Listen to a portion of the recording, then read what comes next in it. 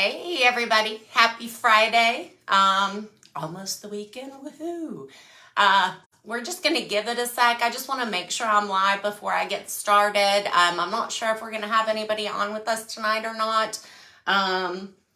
But I do wanna make sure I'm live before I do anything here. Okay, perfect.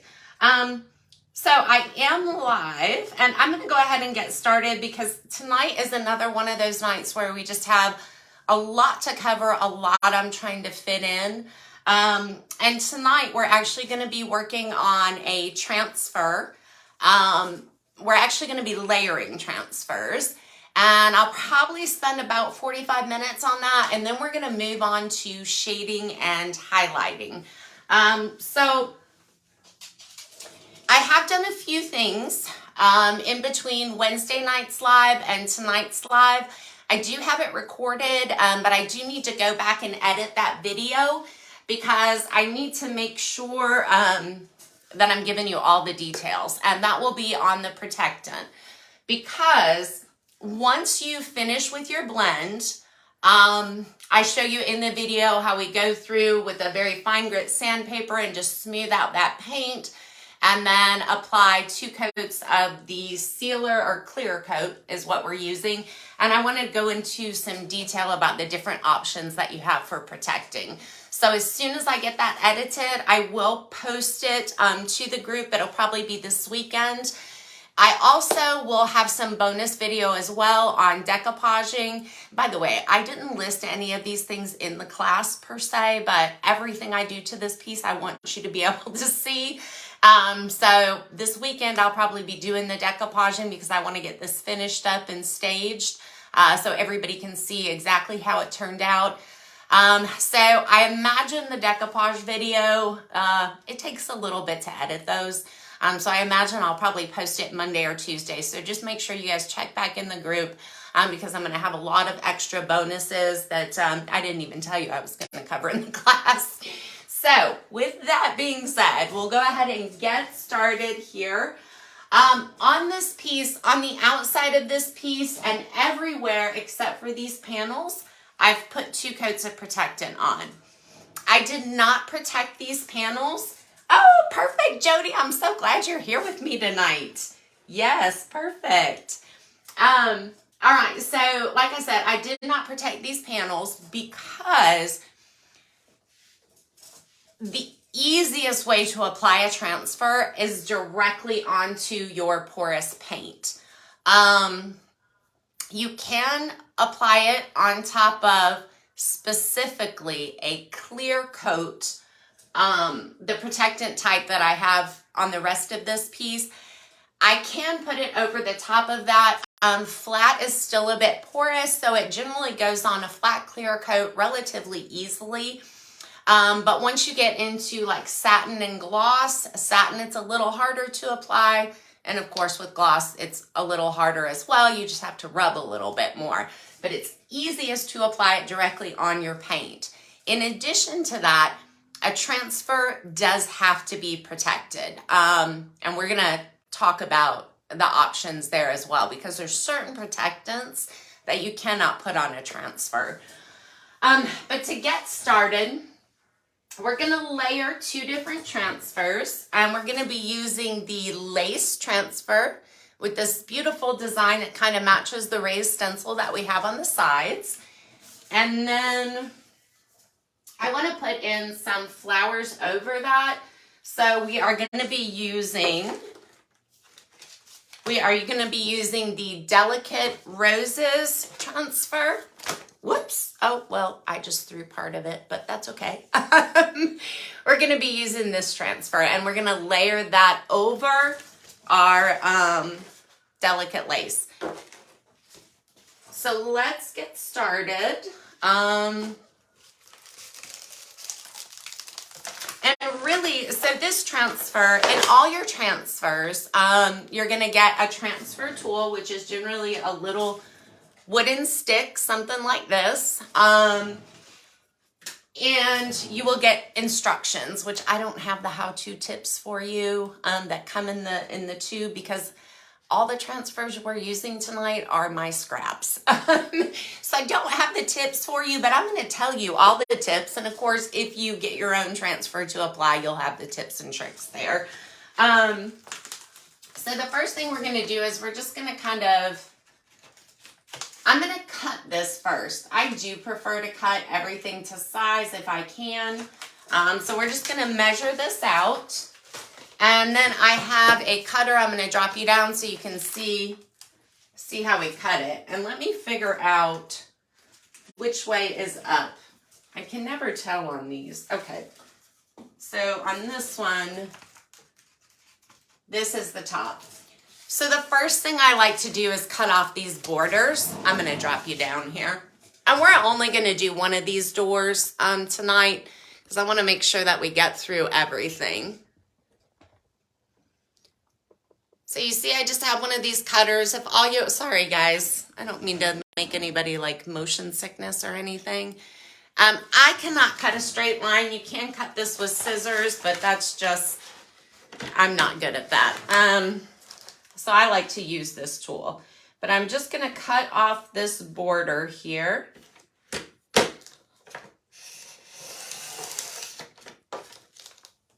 And then I'm not going to cut off the side border. I'm going to cut the width of this first. So just to measure right quick, it is going to be, this is a little crooked too, so my measurement isn't going to be perfect. I'm going to show you what we're going to do there. So let's see, we're going to go all the way to 8. I'll wrap it around. All right, so with that being said, we're just going to line it up to my 8-inch mark here. Now these transfers don't lay particularly flat because you've got, well, I'm going to show you, you've got a clear coat here and then you have the backing, which is the white. So my measurement will be off slightly, but it's no really big deal. Oops, I didn't get that one cut. I was trying to hold on to this piece and I didn't get it cut there. All right, perfect. So I've got that, and let's see here. I'm going to go ahead and cut off this little top border section.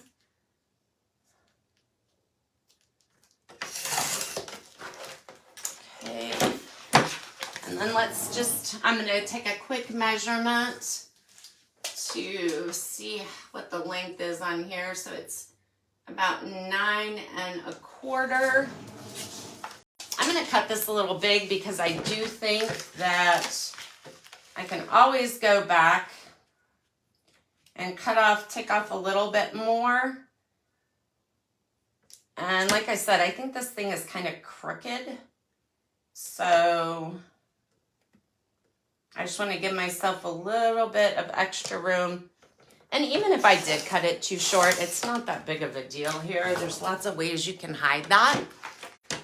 All right, so we've got this cut short. Oh, yes. Oh, I didn't even realize you could see her. Yeah. She's always in here with me whenever I'm working. She's the best baby ever. She is. I love her. I had another little Yorkie. I've had her for about 4 years. She's a rescue. But I had another little Yorkie, and he was 13. I had him since he was a puppy, and he was taken by a hawk. And I know, they're all individual. They have their own personalities and everything, but she is, she's so sweet. I got her about 2 weeks after because I just couldn't handle not having like a baby to greet me at the door or, just hang out with me all day. So, oh, that's sweet. What kind do you have? I have another one too, but she's a little crazy. I think you've seen me live. You've probably heard her. She just yaps 24/7. She's a whole different kind. All right, so I got the cut here. And so I've got this on the Lazy Susan. This is going to be a little bit crazy, I can tell, to put this on. But it looks like it's about perfect. And actually, I'm glad I cut it a little bit over. I don't think it's going to wrap too much. And I will tell you, this transfer comes in 2 different pieces here. All the transfers come in 2 different pieces. This is actually one that's a little harder to apply, and I'm going to show you why just as soon as I get it apart here.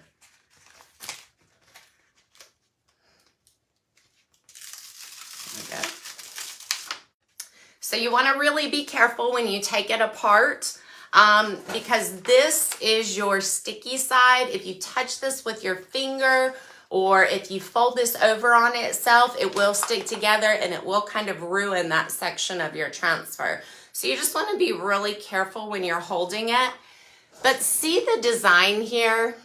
All this little design, it is not one sheet. Only this design is going to come off here. So there's a ton of connection points. So a transfer, wording transfers, transfers that have a lot of different connection points like this one, a lot of little intricate details. Those are typically harder to apply than a transfer that is just one solid image. And so the only connection points are around the edges. So I just want to tell you that this one will take me a little longer to apply, but it's a gorgeous transfer. I love this one. All right, so we're going to go ahead and lay it out. And with these particular transfers, and depending on the brand of transfer and different things like that, some of them you can lay down and so you can peel it back up and it's fine because you haven't like really pressed it down. And I'm going to bring you closer so you can see too, just as soon as I get to a point where I can kind of pause this. Go a little bit lower here. All right, perfect. So this is the placement that I want. So in this case, because this is on a spinny thing, I don't do this very frequently. I am actually going to tape this down. Because normally I would just hold it up here and rub, but because I have this on the Lazy Susan and it's the cabinet door, and I've got several things that are moving here, I want to tape it down. So I'm just going to tape it a little bit up here. Okay. And see, I cut it a little short at the bottom. I'm not worried about that. I cut it a little long on this side, so we'll actually wrap it slightly around, and it'll be perfect because nobody will see that little wrap side around there. So I'm going to go ahead and bring you in closer so that you can really see what I've got going on here and how this releases.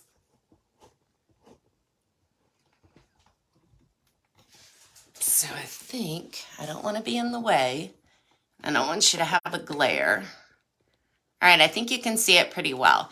So let me tell you what I've done.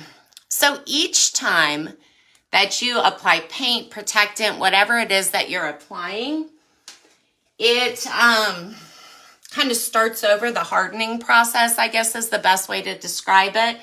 So my door fronts are still a little sensitive because I just applied the protectant. I actually applied it earlier today.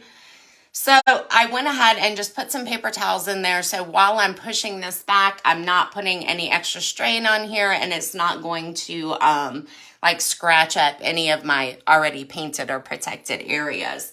So that's just to let you know why I have these blue things in here. Okay.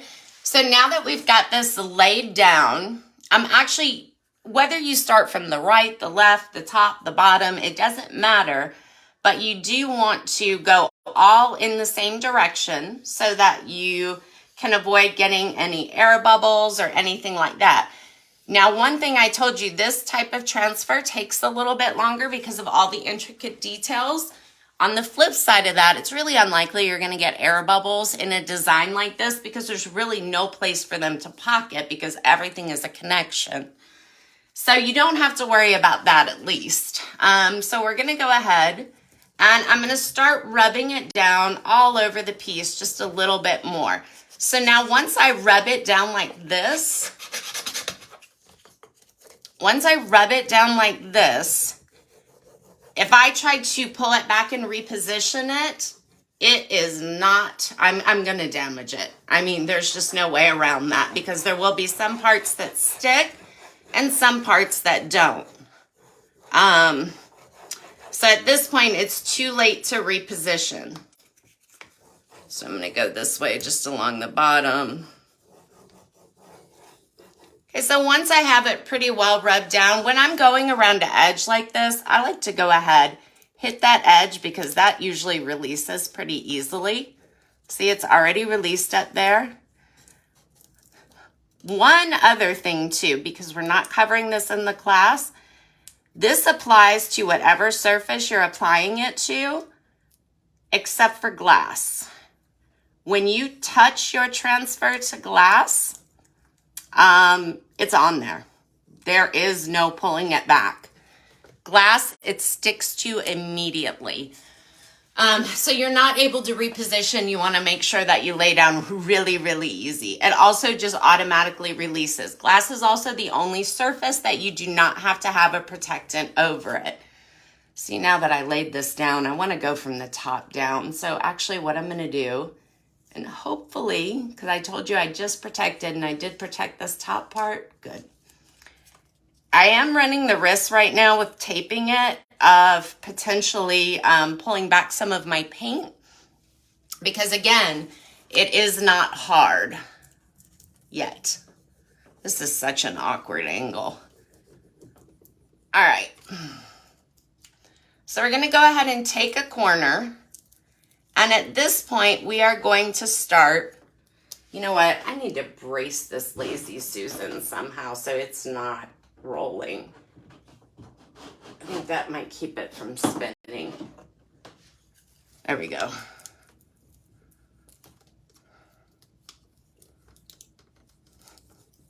So what you do is you're just rubbing the area that you're pulling the paper back on. And that's the trick in order for it to release. And you just want to watch and make sure that everything is releasing. If you have a section that didn't release, you're just going to lay it back down, rub in that section. But right now, everything is releasing pretty well. I like this wood tool that comes in here. I feel like when you use this tool, your transfer releases better. I'm going to start moving over here. We're going to start pulling back. So Jody, do you do this like for a hobby, or do you have like a little booth or a store location? Let's see here. We're just continuing to go. So the whole point of me telling you about that is there is another tool by Redesign with Prima. As far as well, Dixie Belle doesn't have their own tool for their transfers. I'm not sure if Iron Orchid does or not, but there is this tool here as well that you can utilize. You buy this separately. And I like this tool because you can get into corners where that thicker piece of wood does not go there. But I do feel like it releases better. You can put more pressure I feel like on here with the wood tool. And I believe that's why I find it easier to release. But most of the time you will see me switching back and forth between the two.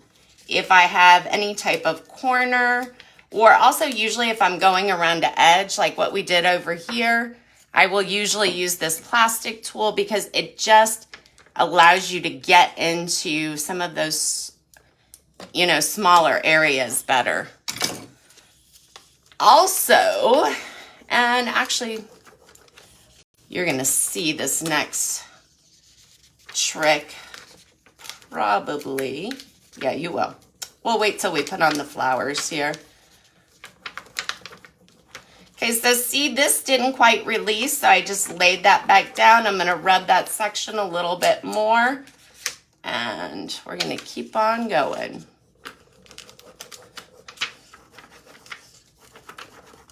But you want to rub right in the section that you are pulling back. And you can see how it kind of changes colors a little bit as you're pulling back.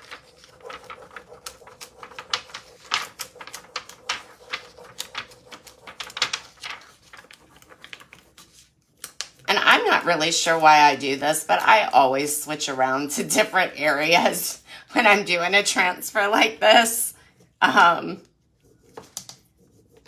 exactly sure why I do that. Now, at the end, I know why I do it, and I'll tell you there. But so this didn't quite stick down. So I just laid that back, rubbed it down. And we're going to keep going. You do want to work relatively slowly. So I'm about to take off this tape here.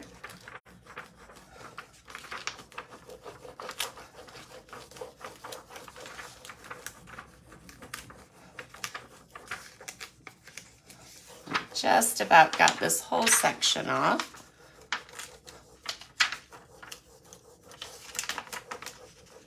So once I'm coming, so I'm not sure if you, yes, you can tell. See this darker area right here? This is the only section I have that has not released. I typically do not like to go straight across to that release point because you see how like I had certain areas I had to lay it back down and rub it in order to get it to release. I do not like to take it off at a corner or something like that because it's more likely to tear. And if this doesn't stick, that last corner that you have, and you accidentally pull it off, it's very hard to lay it back down and place it or not damage it. So I do like to start kind of switching around, and I will probably release it like maybe right over here. And the reason for that is twofold. If this was all I was doing, it's less likely that I'm going to rip that off in a center section. But in addition to that, I am going to layer in those roses, and I'm probably going to end up coming around this corner. So if I did damage it, it's not really a big deal there because I'm going to be layering over that section. If I wasn't doing that and I did damage it, the way that I would fix this is a gray color. I just take some gray paint and kind of dab it into the area that I messed it up. And that would resolve it. Also, you can paint over transfers. You do want to create a protective barrier there. I need to come back before you paint over it because transfers do not like moisture. You don't want any moisture underneath the transfer because you will have a potential issue with it peeling later on. All right, so actually I think I'm going to try to come up because I no longer have it taped and I can feel it kind of twisting and moving. So I think I'm going to kind of switch that section and come over and release it right here.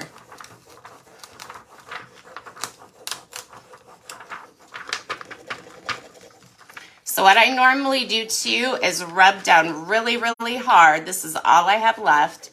I normally try to rub really hard on those last sections so it has a better chance of sticking, less chance of damage.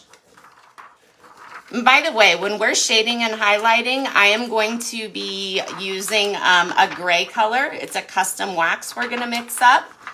So that's why I chose this lace transfer here. There we go. So we're all released.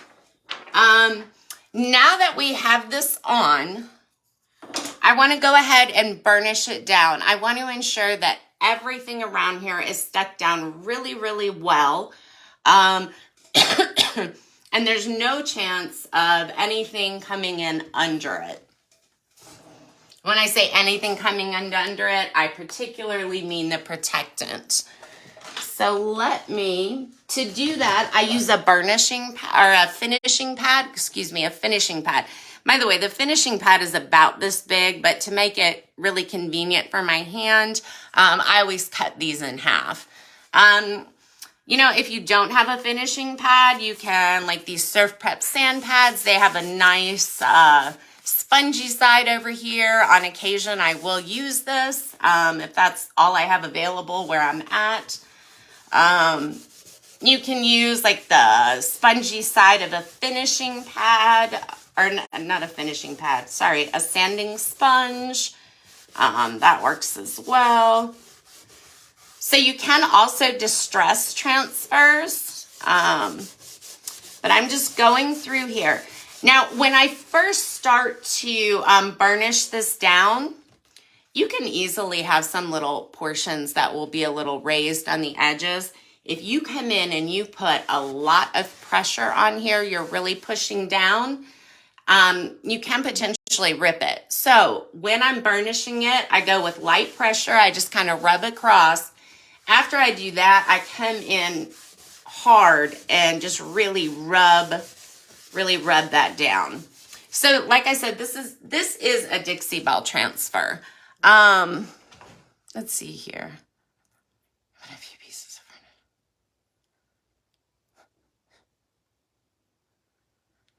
Oh, that's perfect. So actually, this is the perfect workshop for you because it literally covers everything. So that way you can do, yeah, oh, this is great. You know what? It helps me to know like a little bit about you guys because it helps me to know really what to focus on and everything else. So by the way, I put this over, this is just a screw hole. I haven't put anything back in there yet, but these are the screws. And you'll notice this transfer right here, it's not connected where that hole is. So I want to, you know, I had my X-Acto knife out here. Normally I would just push it in with an X-Acto knife and make sure that it was cut. But since I don't have that, or since I don't see it, I've got some scissors over here. An X-Acto knife would be better, but these are really pointy scissors. I want to push that in so that transfer either tears off or burnishes down. So I've got it down there. I just don't want that to be an entry point for any moisture or anything like that. So now that I've pushed it in, I'm just kind of going in there and making sure I have any excess off there and it's pushed down really well. So I have a similar issue over here with the screw, and in this case, actually in this case, again, I would normally use an X-Acto knife, but I've got the corner here. I'm just gonna push that in where that Phillips screw head is and make sure that there's no point that we can get moisture under there. Just gonna rub it with the corner of this burnishing pad and we're all set there. All right, so we've got this all down. I'm gonna burnish this side as well just because I overlapped it. So you know what, Jody, if you're gonna be going around any corners, that's not really, I'm not doing that in this scenario, but let's say, so I went over this edge, but let's say I wanted to go down this edge and over this edge. Obviously, it doesn't bend right, just like if you're reupholstering something. So what you can do is just cut a little like square out on the corner so that it will bend this way and it will bend under. I didn't need to do that for this piece, but I just wanted to tell you that. Same thing like if you're going around, like if you're putting it on the outside of your furniture, going around a corner, that's how you get it to do it without having any wrinkles or bends. All right, so now we're gonna put some flowers on. And not all of these flowers I think will match because some of them are just too bright a pink, I feel like. Well, maybe not. Actually, that might be a little pretty. So we can layer our transfers in. And by the way, this is Delicate Roses. It's 3 sheets. These are redesigned with Prima. These are awesome for small projects. You can use them on big furniture pieces as well. They come, you can get this is a mini. They come in like mid sizes as well as maxi sizes. And then also in the tubes. But these are really, I love these smaller transfers. Love them. Plus, they're not quite as expensive. Which, you know, sometimes that is nice if you want a variety. The front of a dresser, I'm not sure how you do to the drawers. So, you know what, Jody, I have some specific videos on that. Are you following on my YouTube channel by chance? Really, mostly the only thing I post on there are like pre-recorded from lives. I think I want to layer my own. I do. Mostly what I post is a pre-record from lives, but I need to go back and see. I'm sure I have some live videos that show you how to do that.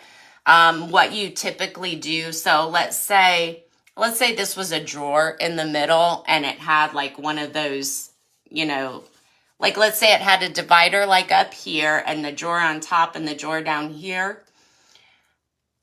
So I'm going to tell you how I do it. And now I'm going to tell you how a lot of people do it. And I've done it both ways. I personally, for the most part, think it's easier to just measure and cut. But I'm probably in the minority there. Most people will lay it down and then they take an X-Acto knife and cut it across.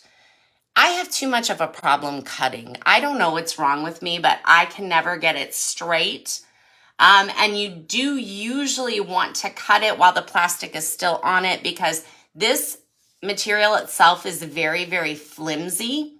So if you get all the plastic off, like you burnish it down, you get all the plastic off, and then you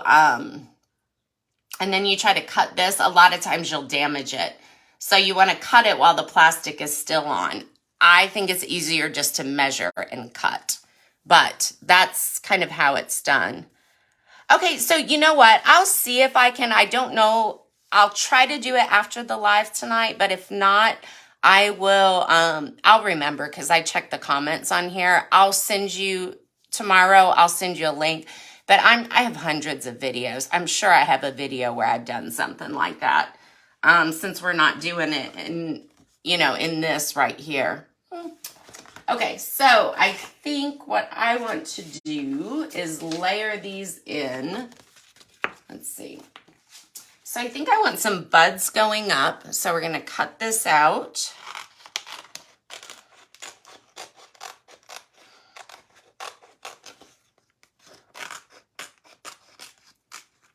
So by the way, when we are layering over a transfer, you want to make sure that you burnish, which we did. You want to make sure you burnish the transfer that you're layering over in between each section. And the reason you want to do that is if you have a section of this transfer that isn't sticking and you're trying to stick another transfer on top of it, it's only going to stick to this transfer. So you also run the risk of pulling back something on here if it's not already burnished down.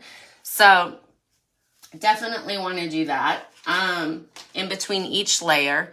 So you guys, sometimes it takes me a little while when I'm trying to make my own design to decide what I want to do. I'm a little indecisive, but so let's cut these flowers out.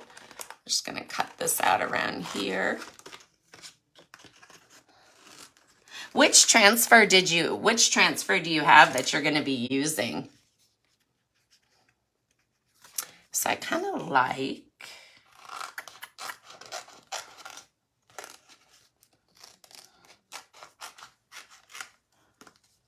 so I'm cutting out all my little flowers individually. And of course, when you're layering a transfer, you're going to want to put what you want in the background on first, and then of course, bring it forward. And I think, let's see, I want a leaf or something here too. I want some leaves. So let's cut out some of these little leaves here. Let me put this so you can see.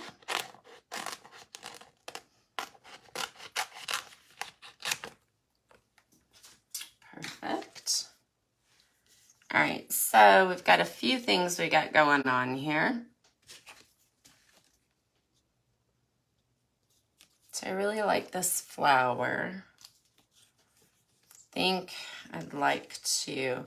So design-wise, I am very directional, and you never want to move your stuff away from your piece of furniture line of sight-wise.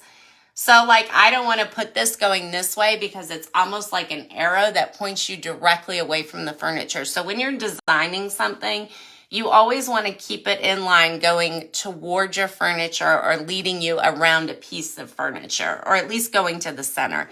You just don't want to do something that takes your eye off of your art, so to speak.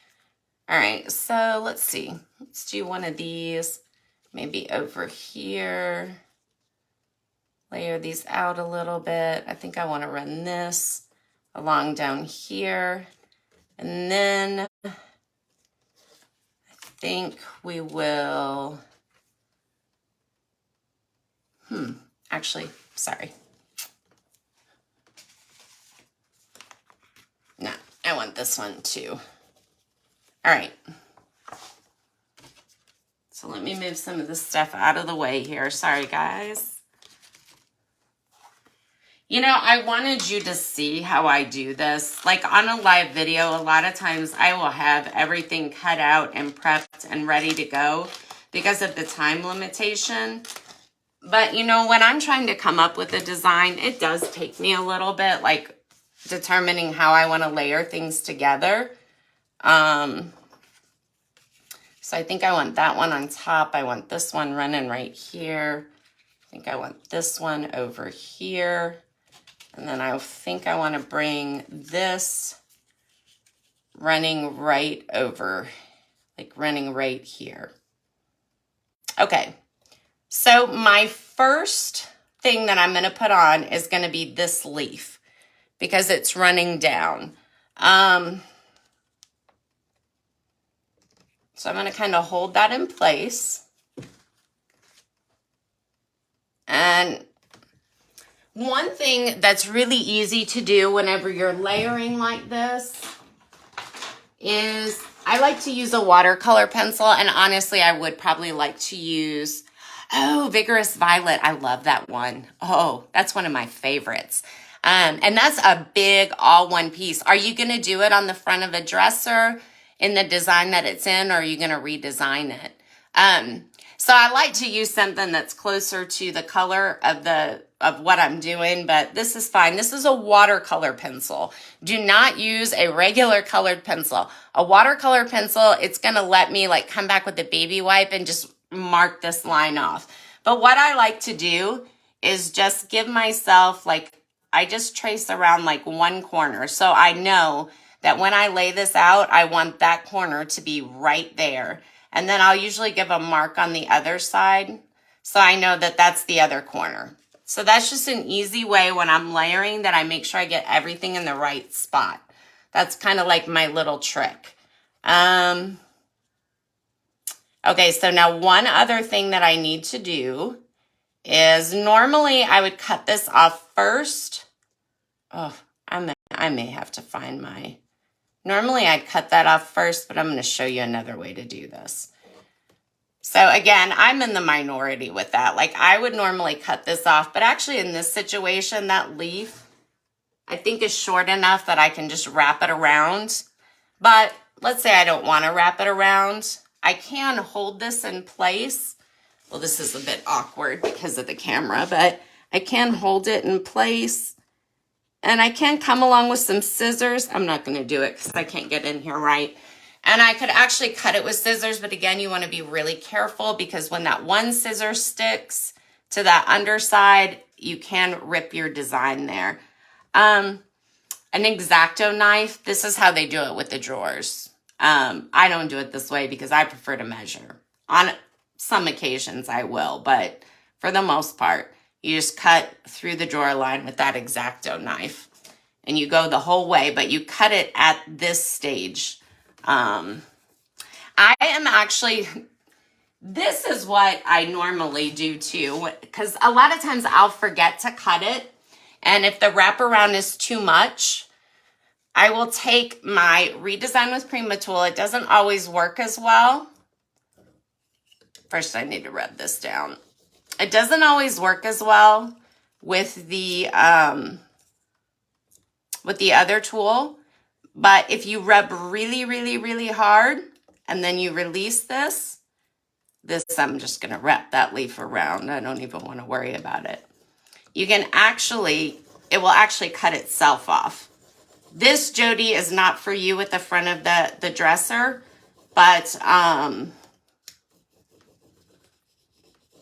this is how I like to do this part.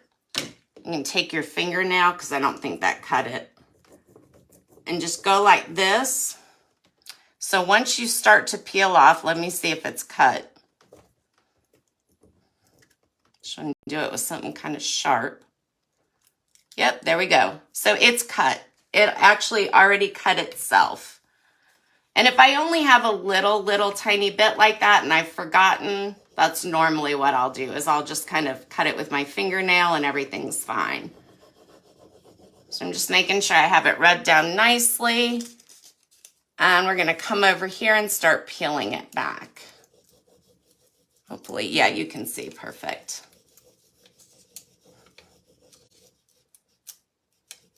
So these go back, I mean, these smaller pieces, they're pretty quick. Again, I'm coming to the end, and this is a little stem, so it's going to be super easy to rip. So I'm going to start coming in from this direction over here. So like right here, it's going to be really, it's hard for me to get a hold of it. So a little trick that you can use here is to take a little piece that you have already, my goodness, I can't find anything tonight. Well, we'll just use, oh, here we go.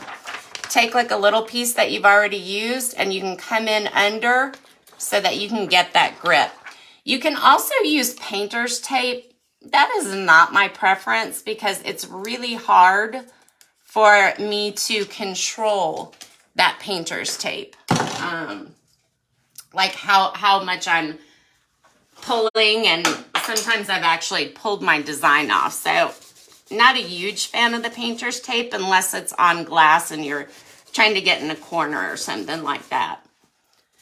So one thing you want to make sure of when you have a solid design like this, just make sure you don't have any air bubbles in here. I usually don't get air bubbles.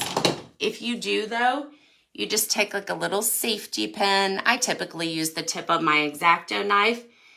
You just make a little, you just press in to make a little tiny slit and then rub it with your finger. It'll rub down. You'll never know that was in there, but it'll allow the air to release out of it.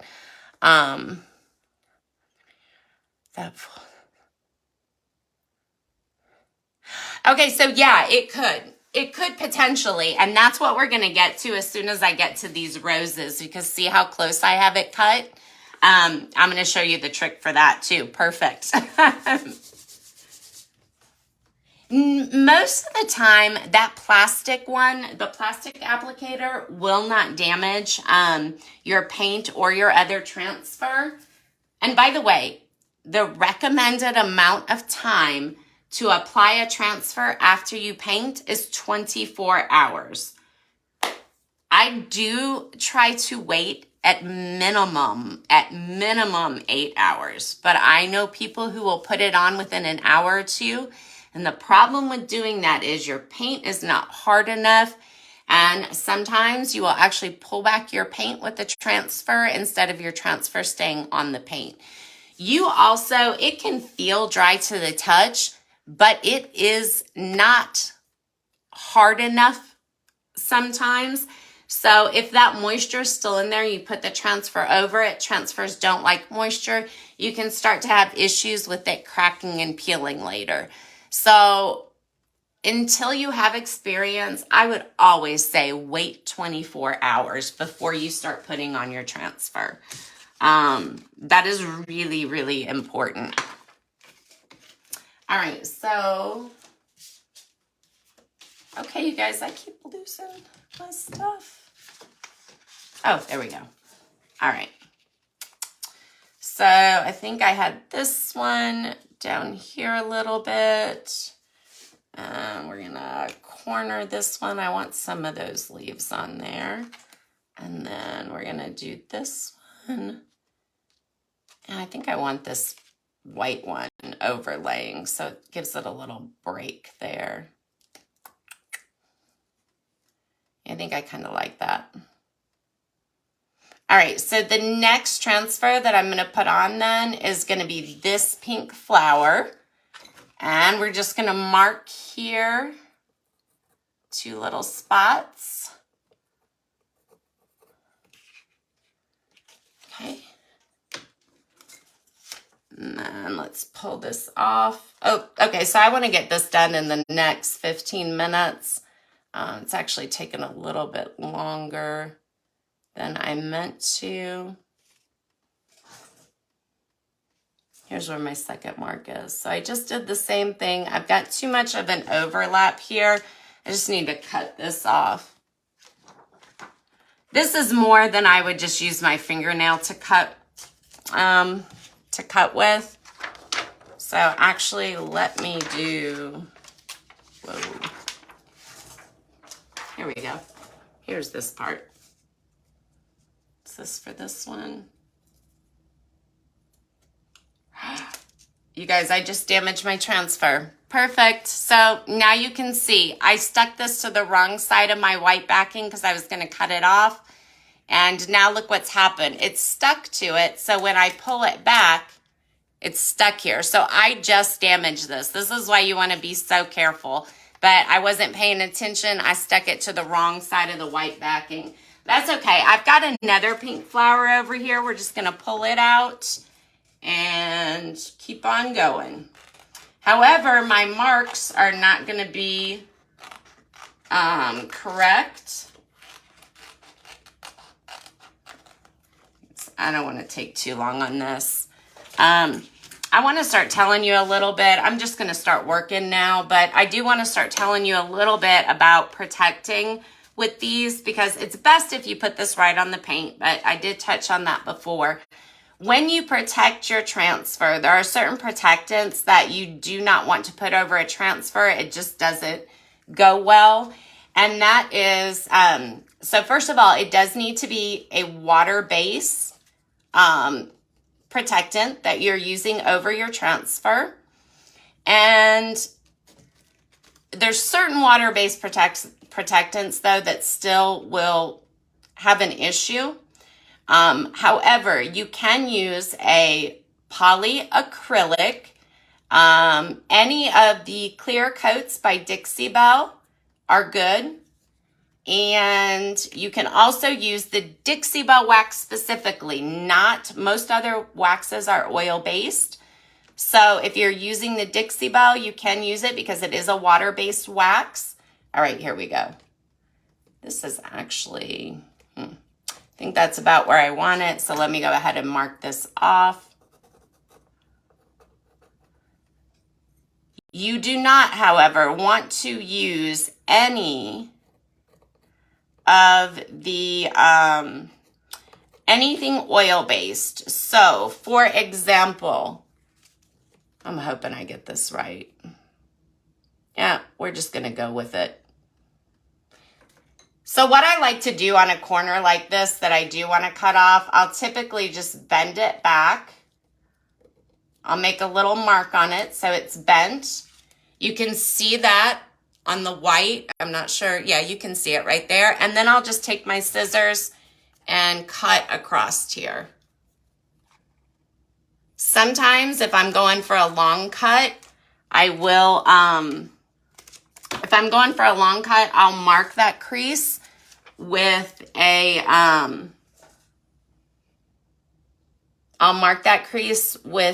Sharpie or something like that so I can make sure I get the cut right. All right, so we're just gonna lay that down and I'm gonna get back to talking about the protectant. So by the way, this is very close up here. I do not want to damage my paint job here. So I'm gonna take this and put it right over here and then I can rub down really well.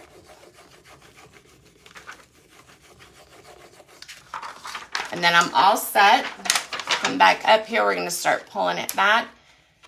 So again, you can use clear coat. You can use Bastang wax. There are some water-based protectants though, and experience really is the only thing, you know, eventually it'll come out. But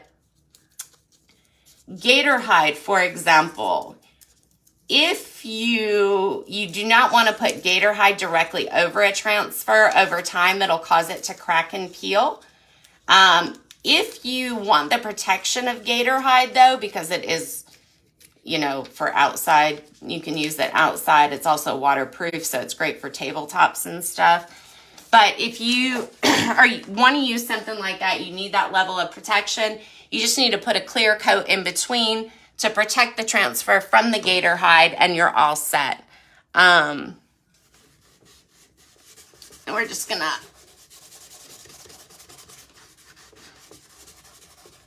put that on, and I'm quickly gonna get this done. We've got about 9 minutes, so let's see. This, I wanna go down here with this one. I wanna come right here. I'm not going to mark this one off. I know what I do. Certain layering, I will mark it off, but I wanted you to be able to see that.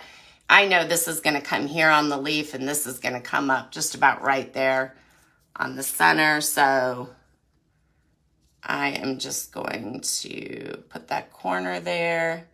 I'm going to bring this up so I can wrap it around the bottom, and I should be happy with that location.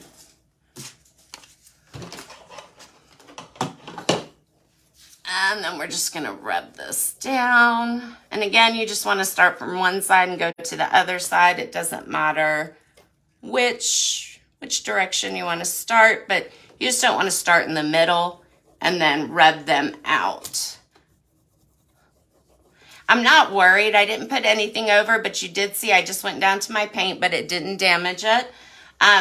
Because I'm actually putting something over this, it really is not a huge issue. I only overlap this one a little bit. Let's go ahead, pull this back.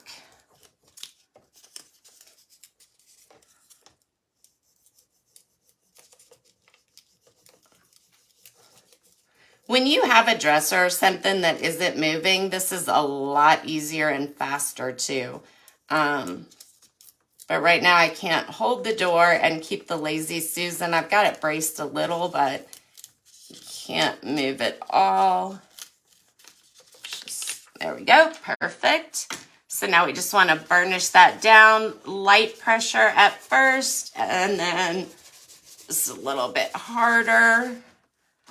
And then we're gonna layer in this other rose right here. So now this one I'm definitely gonna wanna cut off. So I'm gonna make that mark. And I'm gonna make this other mark here. So now I've got both of those.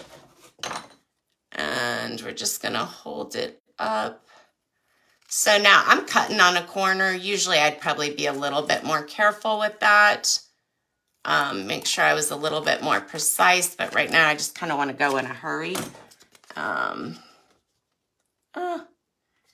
Yep, cut off my leaves that I wanted on there. That's okay.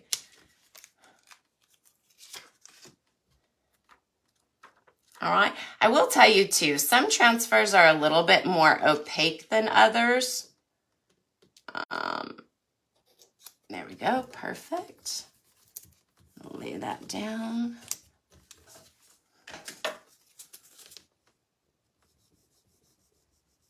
And I will tell you, you have to be going pretty hard to damage this transfer too if you run over it. It is a possibility though, so especially when you're new to putting on the transfers, I would be a little bit more careful necessarily than I'm being right now. Another thing I like to do is rub from the side here. We're just going to pull that section up and start making sure. Make sure I'm not in front of the camera.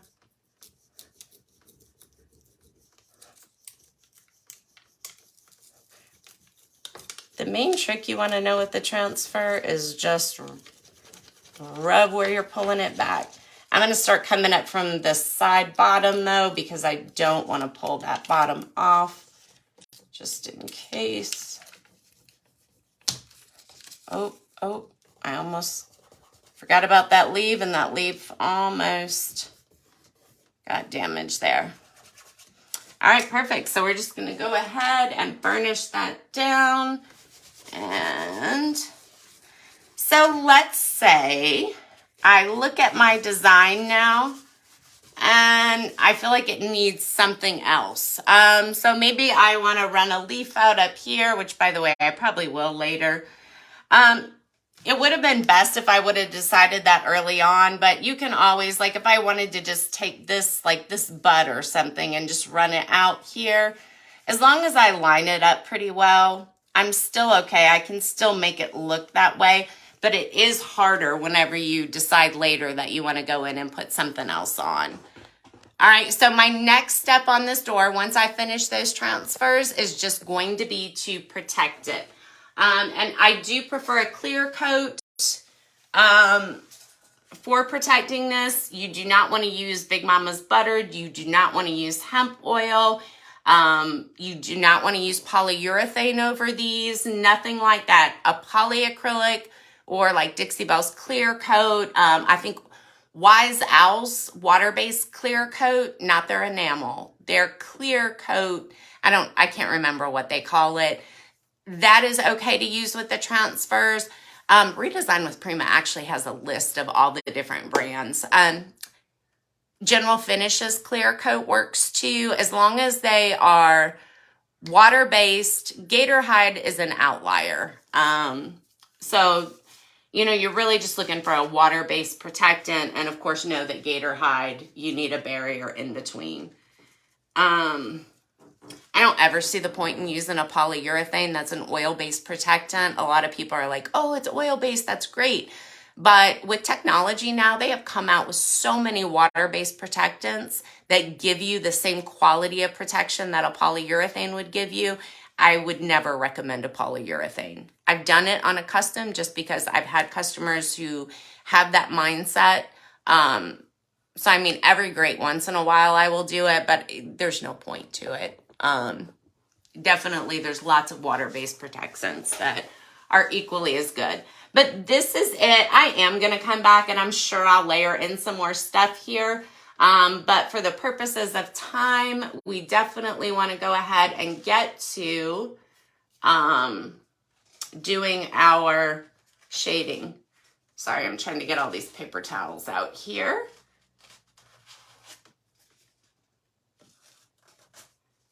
All right, there we go. All right, so now we're going to be working on the outside. Oh, thanks, Jody. All right. So I'm going to end up bringing you in closer. But first, I just want to talk to you right quick. Jody, since you're the only one live, if I go over like 5 or 10 minutes, are you okay with that? I'm going to try to be as fast as I can to keep it in the time frame, but I want to make sure I hit it all. So right now, I mean, this piece is beautiful.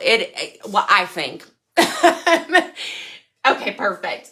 So I think it's gorgeous, but it just doesn't have enough depth. These details are not standing out. We've created a lot of depth just with our blending process and, you know, how we did at first with just putting the dark color in, and that's all great, but it definitely needs something else to really create a look like it has shadows and stuff like that. So, some of these things you could have done before the clear coat, but I do not recommend it. I'm going to say that ahead of time. The reason I put the clear coat on before I start doing this, I want to have control over what I'm doing, and I want to be able to wipe it back if I want to. So I'm going to get out just a baby wipe. I use these because they're already wet. If you don't have baby wipes, you want to use something lint-free, but you can like wet down a cotton rag. You could use like a wet shop towel. You don't have to use baby wipes. They're already wet, so that's an extra step I can cut out. So one of the ways that I like to create depth in a piece is, but let's say I don't want to dirty up the piece. I don't want to say dirty up because we're going to use wax in a few spots. But one thing I like to do is line out with paint. So we're going to be, also, I'm going to have a bonus video on staining the top too. So that'll be another thing that'll come next week. But I'm going to do the top in like probably a dark gray. It'll be, I like to blend with my stain as well though. So I never just use one color of stain. Very, very rarely do I do that.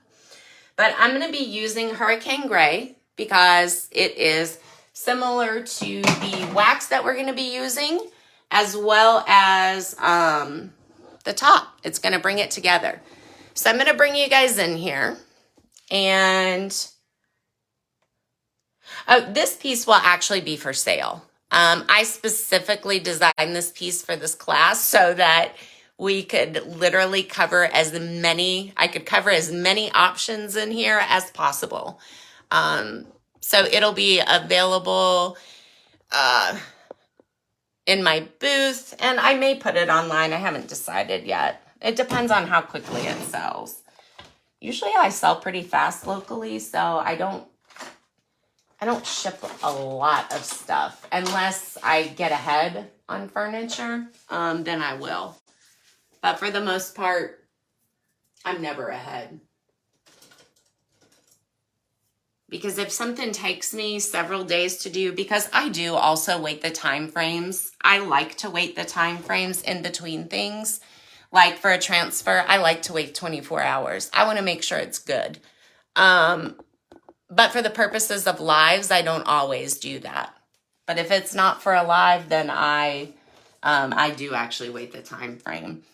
So what I'm going to do here is I've just got some water in a bottle here. This is regular water too. It's easy for me to store them in like a bottle that I've already drank the, water out of.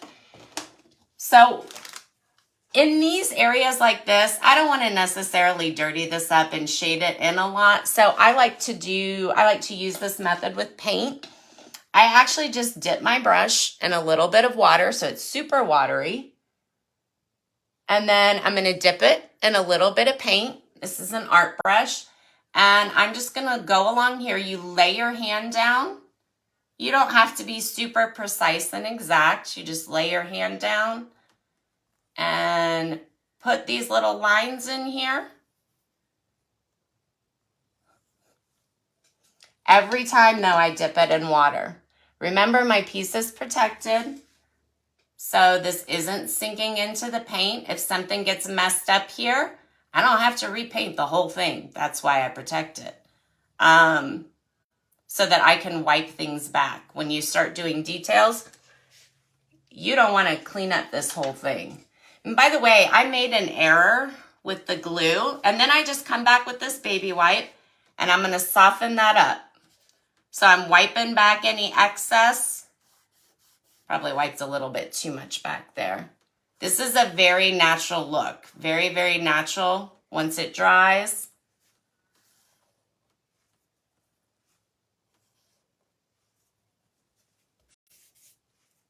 But see how easy that just wipes off? It's not as messy as, it is time consuming, but it's not as messy per se as wax. And we're going to get to the wax as well.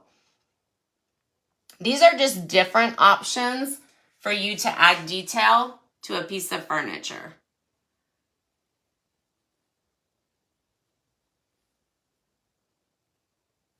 And these creases were actually not as deep as I thought they were. Honestly, if I had started this process, I would just go ahead and wax this. I thought these creases were a little bit deeper, and when you wax and you go into really deep creases, you cannot wipe a lot of it back because you just cannot get down in there easily. So that's when I really like to use this method, and when I don't want to dirty up everything else. But these creases really are not very deep at all. So that's not a... And actually, I've given you how to do this. I'm probably going to go back in and we're just going to wax this all. By the way, you can use this method or you can use a wax method. If you use them together, because you want just more layers, if you use them together, you do have to do the paint first, because nothing except for oil-based waxes are going to go on top of your water-based Best Dang wax. So that is, you see how you can do this? I'm actually going to go and we're going to wax the whole thing. But you get the example. That's all you have to do is just paint in any of the details. You could paint around here. You can paint in these lines. But in this case, I want to wax the whole thing because these grooves are not nearly as deep as I thought they were. And this was the only area that I wanted to line that out with paint so that it didn't dirty it up. Yeah, so that is Hurricane Gray. That's Hurricane Gray. And I do like using that method. I'm going to move you back a little bit because we're going to go in and we're going to do wax. But that is a super easy, like I said, that's a super easy method if you don't want to dirty up your piece. And I really hate to say dirty up your piece because that's not really what, I mean, when you're using like a antiquing wax or something like that, you don't necessarily dirty up the whole piece, but when you're doing it on a light color, especially, which is another time that I like to use this, that wax sits in grooves that you can't get in to wipe it out in some cases. So especially with the light color, I like to use this method. I don't think I'm going to have that issue here. That's why I'm just switching to straight wax. But like I said, that's a super easy thing. All you do is get an art brush. Doesn't matter if you can paint or anything because you're just going to wipe off what you don't want. Super easy. So that's that. But most common, most people use wax. And we do have a grunge gray wax. But I think this is lighter than I want it to be, but we're gonna go on and find out. I do not want to wax my entire piece. Now we are gonna do some shading on the side of this where I'm gonna run that wax out farther, but most of the time for details like this, I only want the wax in my details. And I'm testing this out because I wanna see how this wax looks without me darkening it up. I plan to mix my own. Actually, this is perfect. So I'm not going to mix the wax. You see, it looks very similar. Very, very similar. I'm going to bring you in now because we're going to go ahead and wax this. And I'm just using grunge gray here. I also have, now I had my black wax out too because I thought I wanted to darken this up. Depending on the color you're putting it over, sometimes it just, you can't really see this wax a lot. I also have a clear wax out. I rarely use clear wax, but it is somewhat of an eraser for your other colored waxes. If you cannot get to wipe it out, you can put clear wax over it and take it right off. Mineral spirits, even though this is water-based, will also take off your wax if you want to remove it. So I'm using a natural bristle art brush for this part that we're doing here. And I am just going to, I'm not worried about where this wax is going because I want a very controlled detail. I just want this to be, I want this to stand out. That's it. So this wax takes a little bit to set up. It takes, I mean, it depends on your environment, but you're looking at about anywhere from 20 to 40 minutes, maybe an hour if you're like in a really high moisture area. to set up. So you're going to be able to, and that's not to completely dry, but you're going to be able to wipe this back for, you know, at least a good 20 to 30 minutes. So unlike the paint that dries more quickly, which is why I decided to use wax, because I can do it much faster than this method over here. And it's going to look the same. You guys, I've actually done a buffet, and on one side I used this method, and on the other side I used brown wax, and no one knew the difference.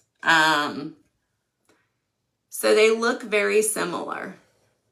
Now you can tint your wax with paint. Like you can take that clear wax and you can put a tiny drop of paint in there. Say you wanted to do this in like a blue wax and you didn't want to use that paint method. You wanted to be able to go a little faster. You can tint the wax. If you do that, you literally, so like, let's say you have a popsicle stick and you have, you know, a good amount of wax. You literally just want to dip that spoon or that popsicle in there, stick in there, and just, it literally takes drops. It's like food coloring. It's going to go a long ways. But you can make your own colored waxes. Because this is water-based, that's why you can do it. If you use like any Sloan wax is an oil-based wax, don't try it with something like that because oil and water don't mix. All right, so now that I've got this detail in there, I'm just gonna take like a cotton rag. It's lint-free. And I'm just gonna go through and wipe this back. So this is like a pinstriping. Now you will not be able to do this if you do not first, protect it with a clear coat. It will not wipe back like this. It will, the paint is very porous. It'll sink right into the paint and you will have no control over where it goes. Also, right now it looks really thick and noticeable. By tomorrow, this will look more natural and it will just look like, you know, over time it's gotten, I hate to say this because who wants dust trapped in the creases of their furniture, but dust does get trapped in the creases of your furniture. So, I mean, it's just going to look like it's been around for a little bit and it's going to give it some nice depth. Just want to be able to get in here and get that excess wiped back. Like I said, let's say, and this always happens, but let's say I only did one coat of protectant before I applied this, and then I missed a spot, and I accidentally put wax on it. Then that's when I would come in with my clear wax. You want to have it handy. Come in with your clear wax as soon as you realize, and take a little spot and just kind of put it on there and rub it back.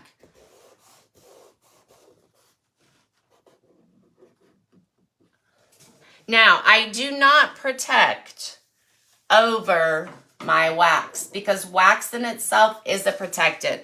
Nobody is going to take Grunge Gray wax though and protect their entire piece because you could have just painted it gray to begin with.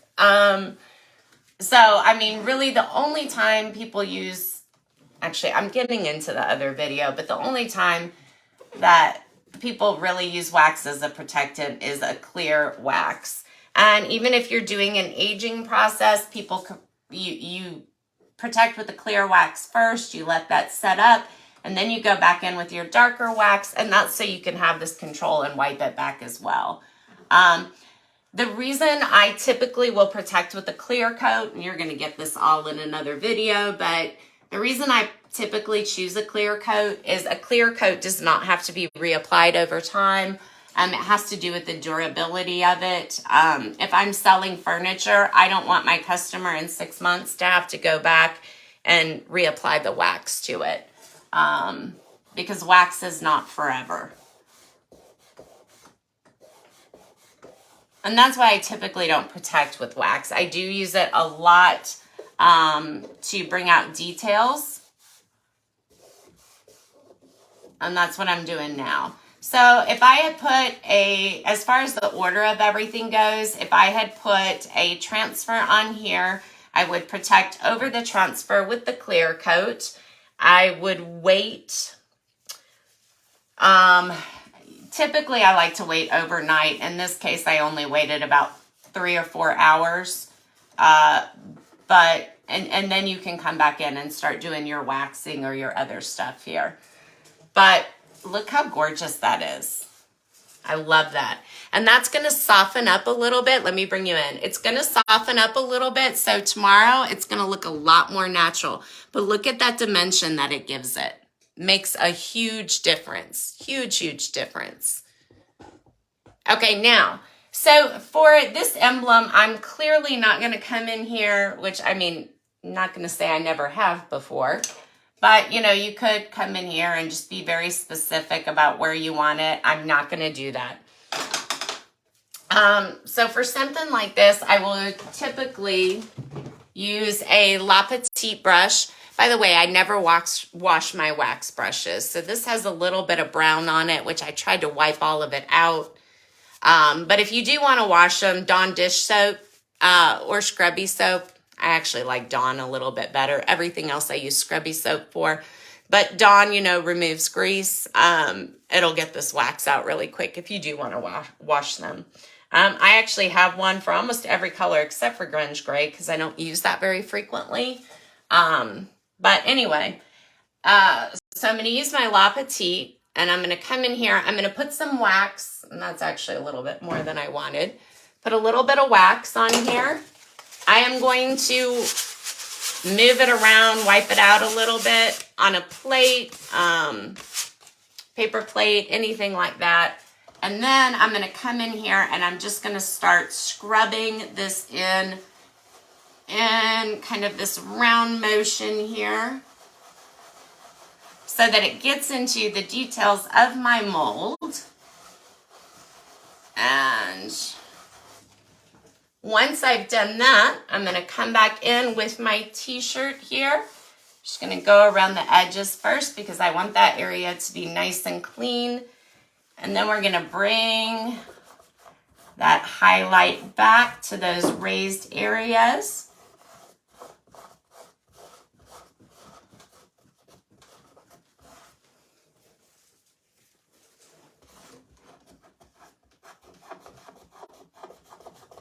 And by the way, I will video the rest of this because this whole piece isn't going to be done on tonight's live, but I'll video the rest of it so that you can actually watch the whole process if you want to.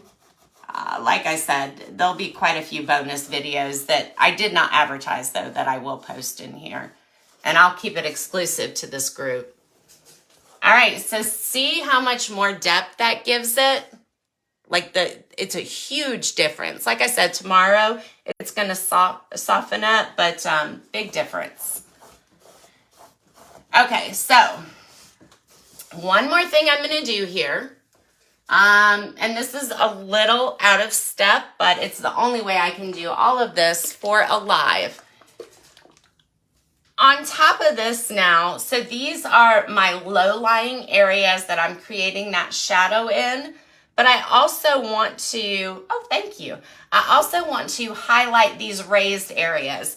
I've already done some highlighting. That was what we did with the dry brushing and, you know, just all the blending and everything. But I want to bring out some of the silver, like that I have pinstriped on the drawers up here, down here, and really make all of this molding stand out.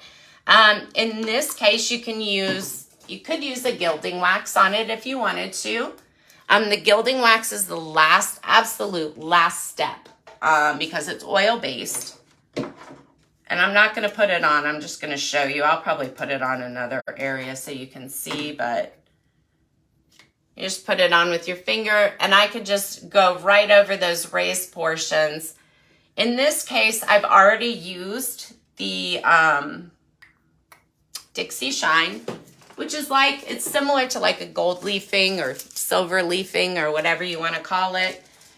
So this glue takes about 15 minutes to set up. So I want to go ahead and dry brush it on now so that by the end of this video, we'll come back to it and you can see how that highlight goes on. And what I'm probably going to do is put some wax over this, some gilding wax over this, so you can kind of see the difference too. But I just want you, this is really all about some of the different options that you have available. So we're just going to use a cheapo little brush here. And I want to keep this glue super light. So you see I barely have any on here. I only want the raised portions. So I'm just lightly going to go over some of these raised portions.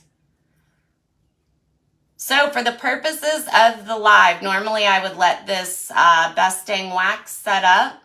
You know what? I think I'm going to only put it in some areas and I'm going to mix some gilding wax in. But we're going to, this takes about 15 minutes to set up the Stick With Me glue. Let's see. You only want it on the raised portions though, here and there. I want this super light. I don't want this overpowering at all. Okay. I think that's about all I want. Anything else, I'll create another slightly different tint with the gilding wax over it. But what I was going to say is I have had a live where I've put this Stick With Me glue right on top of wax that had not fully dried yet. And I actually had no issues with it. The glue can actually go straight on ceramics, glass, whatever that you want to use this shine on. So there's no prep, no bonding that's required for it because it's that glue. So you may just want to keep that in mind. All right, so over here, I'm actually going to come in with the wax again. Let me check time. Yeah, we're going to do this door over here with the wax too. I'm having a problem with my stuff tonight. I don't know what I've done with anything. Oh, here we go. This is the one I was using. So let's go ahead. Let's get some of these areas down here. And I was going a little bit slow on that top section. Just going to speed it up a little bit. You don't have to be as careful. You can get it everywhere because you're just going to wipe it right back. Let's do a little bit in this corner, a little bit more. Have a little shading there. Let's go under here. You know, there was something I really wanted to show you guys, but I just absolutely don't want to do it to this piece.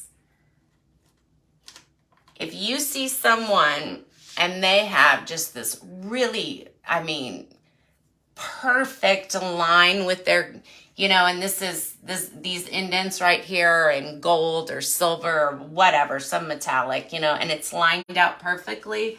Guys, it's super easy. See what I'm doing with this wax?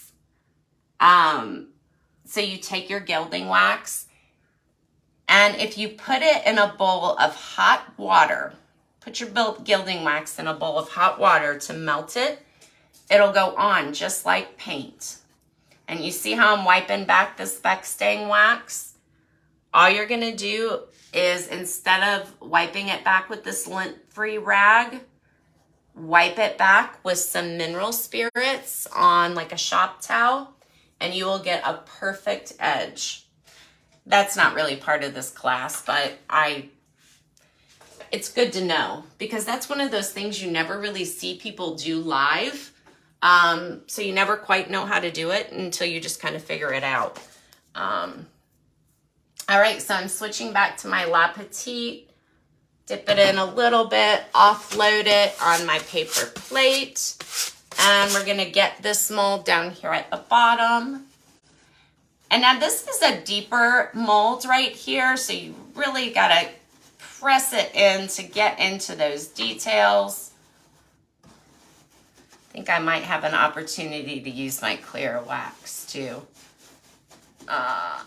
hopefully, so I can really show you how that pulls it back. It's like a magic eraser.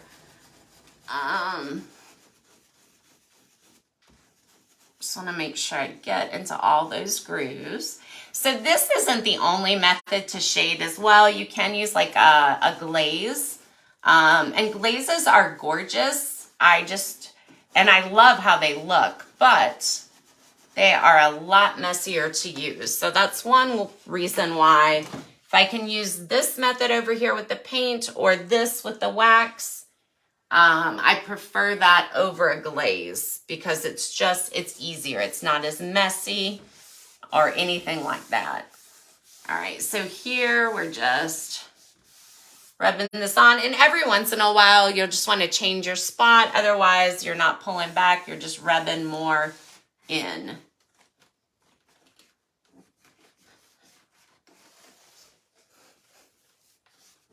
This is just lining out those details.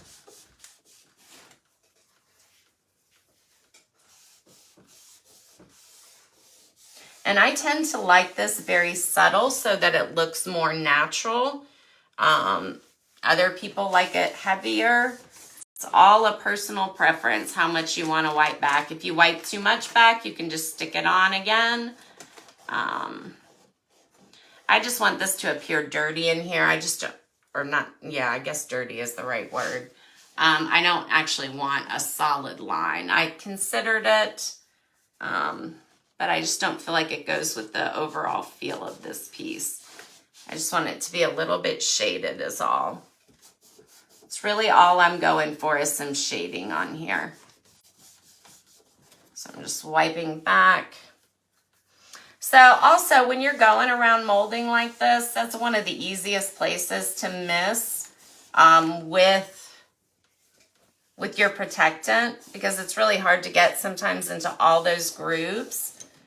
So I think I've got a spot here where we're going to come back in with some of that clear wax, but I'm not. Yeah, we do. We do. I thought so. Not sure if you're able to tell on camera because it is very slight, but I've got a section here where the wax is just kind of sinking right into my paint and I can't wipe it back right there.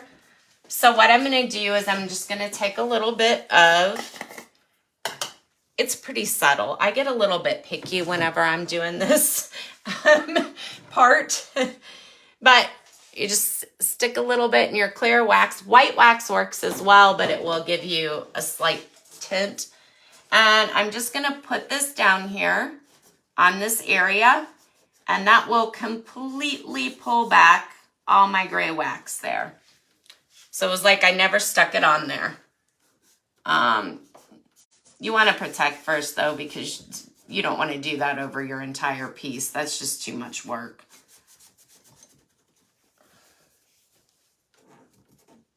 You guys, I get caught up in details though. So, you know, I also enjoy it though. Yeah, that clear wax, absolutely. I always have my clear wax handy, just in case. That, you know what though, like at first I used to use the clear wax a lot. But then once you have so much practice with the product and everything, you won't use it as much, not nearly as much.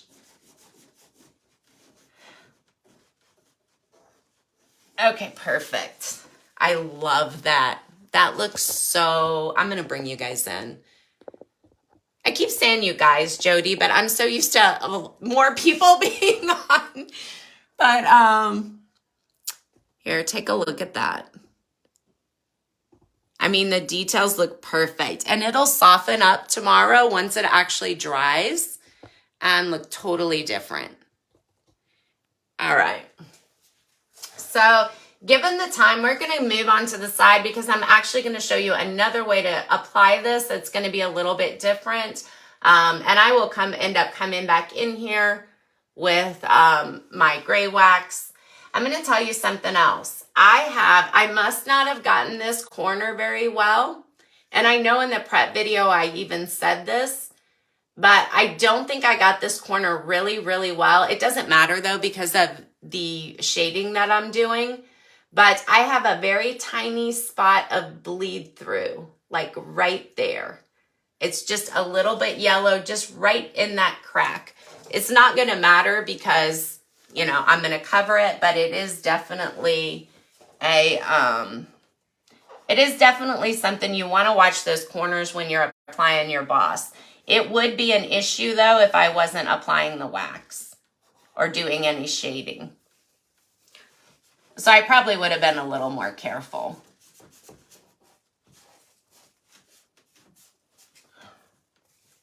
And the bleed through is something that's hard to see on a video too. But that's just from the tannins in the wood. And that's when you paint something white and it gets yellow. Like I said in that video, that's bleed through. It's not the paint, it's not your protectant. I mean, over time it can yellow because you want to make sure you use a protectant that has is UV resistant. Which all of these that from Dixie Belle that I use do, but that's something else you want to look for if you're not using Dixie Belle. All right, so now we're gonna turn it to the side. You guys, I almost took a drink of that water. Yeah, it does a little bit. It doesn't look as pronounced once it's dry. I don't know that I want to say it lightens up because black is still black, you know, if you're using black. But it softens, so it looks more natural. I cannot stand when I first put on wax. And by the way, I will take lots of close-up pictures of different areas and stuff like that once I'm staging this so you can really see that detail. But it softens up so it looks more natural, but it doesn't necessarily change colors, if that makes any sense. It won't lighten up to the point that it's a different color. But it's hard for me to explain because I almost always hate it when I put it on. And I have to remind myself, just don't stress about it. Things look different on camera as well. So like right here, so when I look at my blends on camera, I also don't like them because I think, oh, that's so harsh, you know? Like it looks so harsh right here. When you're looking at it on camera, it's not that way in real life. And I think, let me see if I can bring you in close so you can really just see. See, when you come in close and in real life, it has something to do with the lighting on a video or a picture. You can see how that transition is actually very soft. Like see over here on this side, it's like a super soft transition. You've got like your lighter pink in here and then it comes into the buttercream. But, all right, so let me pop it back up. All right, so I'm going to specifically work on this area in here. And, of course, I used my glue with this one. And I want a larger brush. Let's see, natural bristle. So you almost always want to apply this with a natural bristle brush. The bristles, they don't, they're stiffer. So they don't flow as much, and that's going to be easier to apply the wax with. So over here, I want to actually do a little bit of shading. I just don't want to keep it in that one area. So I'm going to put this on pretty thick here. And I'm just going to go down that line. You see how thick that is? I'm going to switch it around there. So we have a nice thick line there. And we're going to go across the bottom with that nice thick line. And down this side.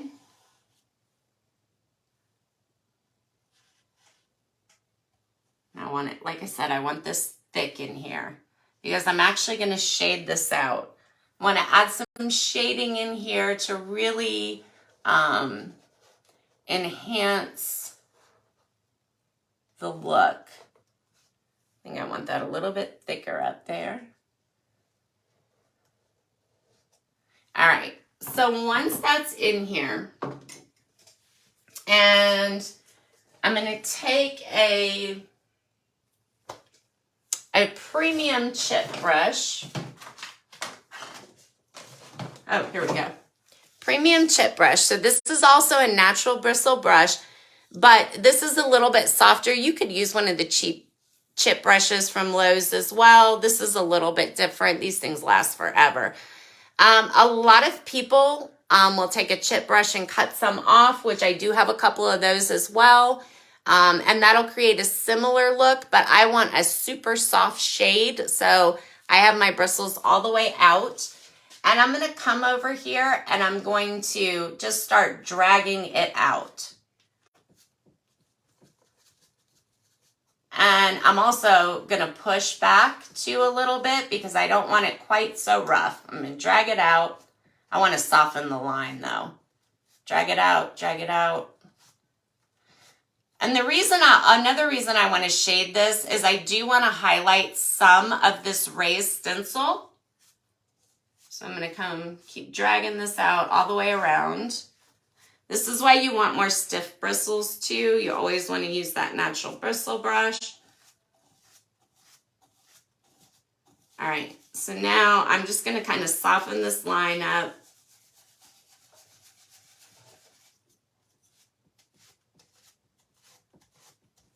I'm just putting those bristles in the corner, dragging that excess out. You guys, I don't want to say never because I'm sure I've done it a couple times. I rarely ever put wax all over, a dark wax all over a piece. I always like to shade. And I'm just really going to run this brush around, soften all that up, work it out a little bit. Soften, soften, soften. There's a lot of ways to use your wax.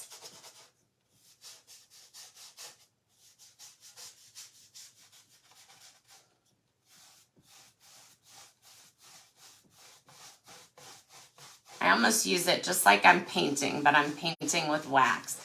What I'm doing is I really want to get this wax over and worked into some of this raised stencil. I'm going to bring it in some. I want it very light in here, but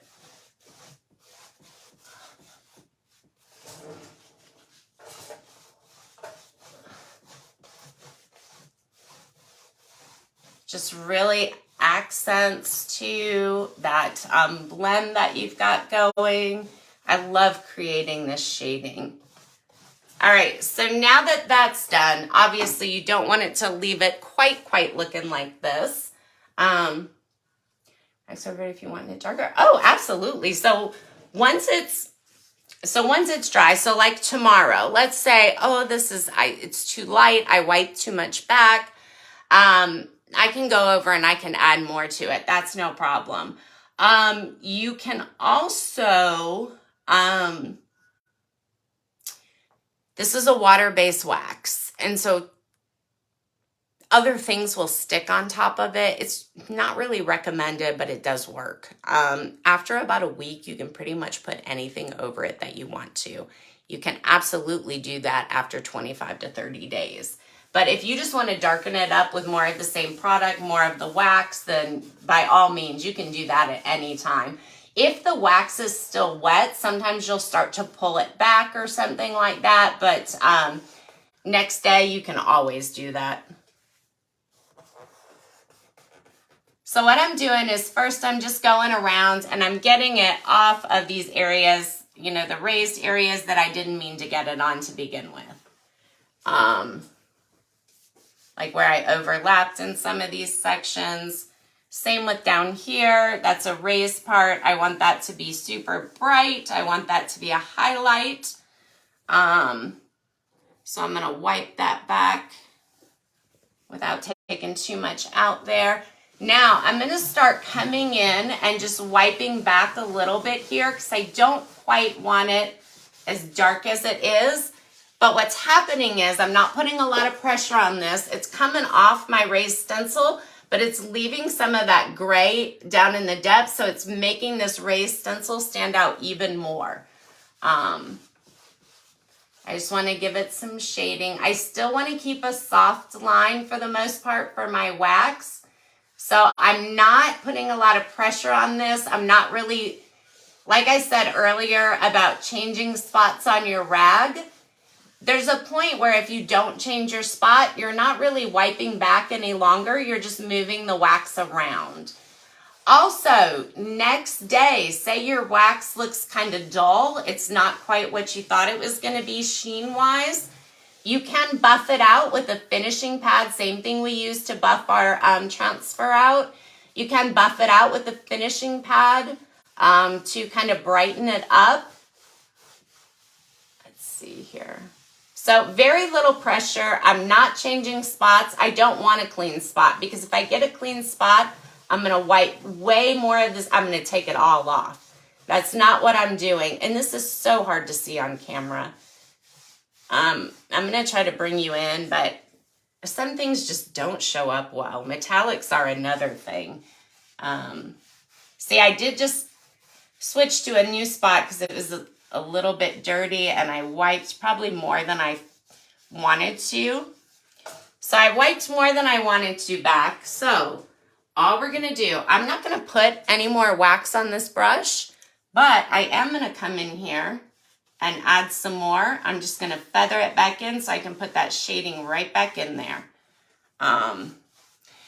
Where I have it really heavy in the corners is where I would have a problem right now putting more in because sometimes that can start pulling back, especially when you're not used to using wax. I feel like it took me longer to be comfortable using wax than it did for me to learn how to blend. I kind of have a love-hate relationship with wax, to be honest. So I want to find a dirty spot on my rag because I don't want to come in here and just wipe too much back again. Only my rags are really dirty because I use them and wash them, so I'm not sure. Well, we'll know in just a second here. I'm going to start up here a little bit before I go back to that spot because I just want to dirty this up some. So I want that very little pressure.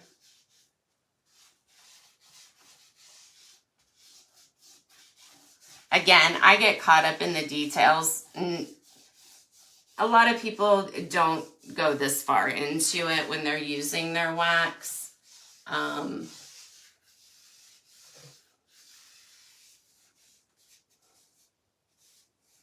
But I get really caught up with wax. Especially. All right, so I just did it again, wiped too much back. But actually that's not too bad. I'm just softening up that line there. I can go up and bring some more of this down. I just want to create a nice shaded look and highlight some of this raised stencil so it stands out a little bit more. All right, perfect. You guys, and this will come together as well. Like once I do the whole piece, like I'll put black or gray wax in this line. I'll put it under here, all over the place. And then tomorrow, when it's dry, it's really going to show. All right. So that's how I want that. We are going to, so I've got a little time. I'm going to keep going. I think I may try to get this whole side done. All right, so let me make sure you can see really well. So I'm just going back through all these creases. We're gonna come back for our molding. You can also wipe it in the lid like I'm doing here. But once, my lids, I usually start out when my wax is new going for the lid. But over time, you'll get that wax build up there.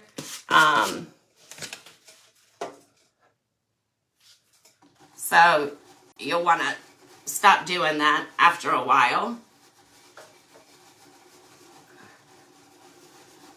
I just want it down and all of these grooves on my trim that we added here.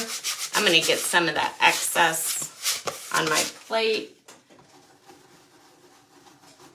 Just really get in there.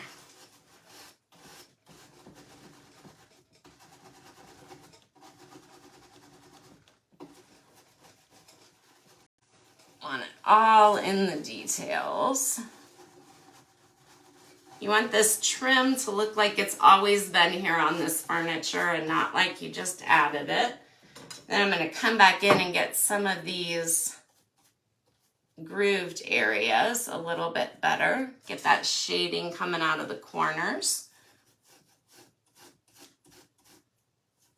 And I think I'm going to add a little bit more of the shading down underneath. I might keep some of that and feather it out. I don't know. We're just gonna see. I think I want some of these spots a little bit darker in here. And you can just play with wax. I mean, as long as you do a protectant on it. And honestly, I do my clear coat after paint all the time, even before I do stencils, unless I just have to hurry up for a live or something. Because let's say you put a stencil on your piece and you hate it. If you've protected, as long as you're quick, you can mist it down with water and totally take it all off. You don't have to worry about repainting. Yeah, and Jody, you know what? To go into more detail with that question as well. So let's say you don't use a clear coat to protect. Before you put a wax on, like a colored wax on, most people will do a clear wax first. And then, so of course, once that dries, then that's when you come back with your antiquing wax like this. So it's really, oh, I said I was going to feather that down, didn't I? I do want to. I like it better, I think.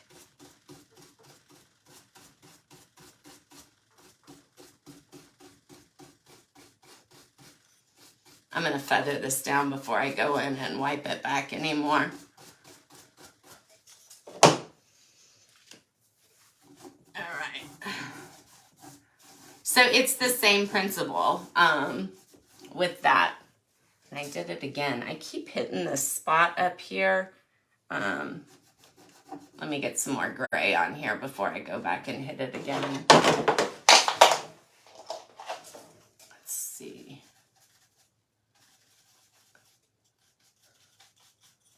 I just keep softening that section out because I keep accidentally wiping it back or hitting that spot by accident. Take that down a little bit. Very little pressure so I can keep it light there. So I'm doing a lot of pressure over this molding because I want to bring all that white dry brush out. So I want to get that gray wax off of here.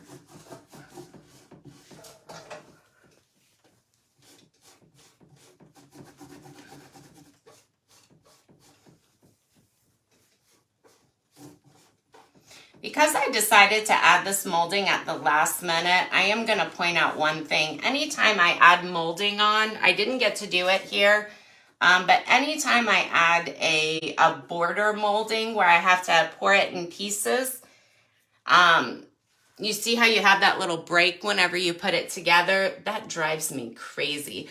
It's not bad with this one, so I wasn't too worried about it, but like if this was one solid piece, that would be really evident what I did there. So a lot of times I'll take that Dixie mud, and I've got a video for that too. But I'll take that Dixie mud and just put it in that little crack so it looks like it's all one piece. You can't tell that I added that molding. Okay, I'm lightly just going down here so I can create another shade. So it's not like just a solid drop off from the color. I feathered it down with the brush first, and now I'm just wiping it back with that same motion, not changing places, so my rag still has some of that wax on there. It's just super subtle. I do like things to be very natural and subtle looking, even though I go way overboard with the details.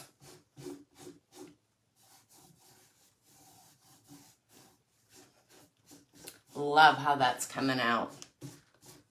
Oh yeah. This is going to be really, I'm really going to like it once it dries. I can tell that it is a little too dark for me in the way it currently looks, but I know that when it dries, I kind of know how it's going to look. So this is exactly, I think, what I'm wanting. Perfect. So let's go ahead and get this top section. There we go. We're just going to run that here, down, And keep in mind too, you're going to be looking at this when this is sitting on the floor. You're looking at it from a different angle. Right now I've got it way up in the air. So this shading is going to look much better in the way I'm doing it once you're looking at it from that downward angle. I just want this to be more precise in here.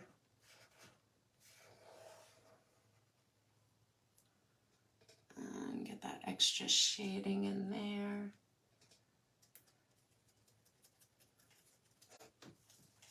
And then let's feather that out a little bit.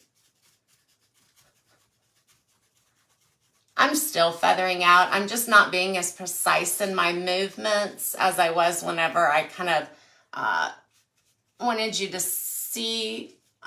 Same thing, I'm just feathering down. I'm gonna soften this up a little bit too. Perfect. By the way, I told you guys when we were blending too, in an upcoming video, I ended up, when I was doing my stripes, I had a little glue on my finger.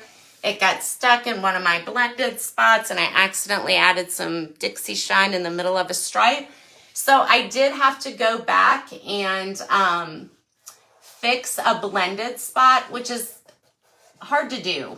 You really don't want to mess up. When you have a blend, you really don't want to mess it up because it's hard to match that color precisely. But I did video the fix on it, so that'll be something that will be out. That'll actually be in the next bonus video that I post. And that's with the protectant.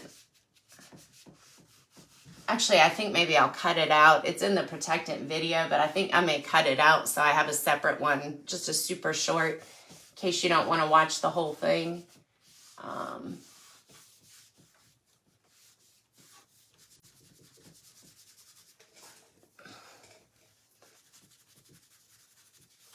right, perfect. So I am liking how this is looking. And I think I'm just going to get that excess off.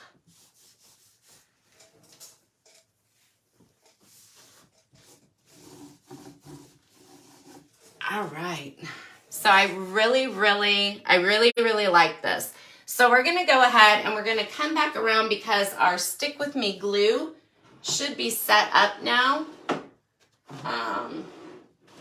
We're going to do that. And I'm also going to show you a little gilding wax. You guys, these steps are so easy and quick. Oh, thank you. Good.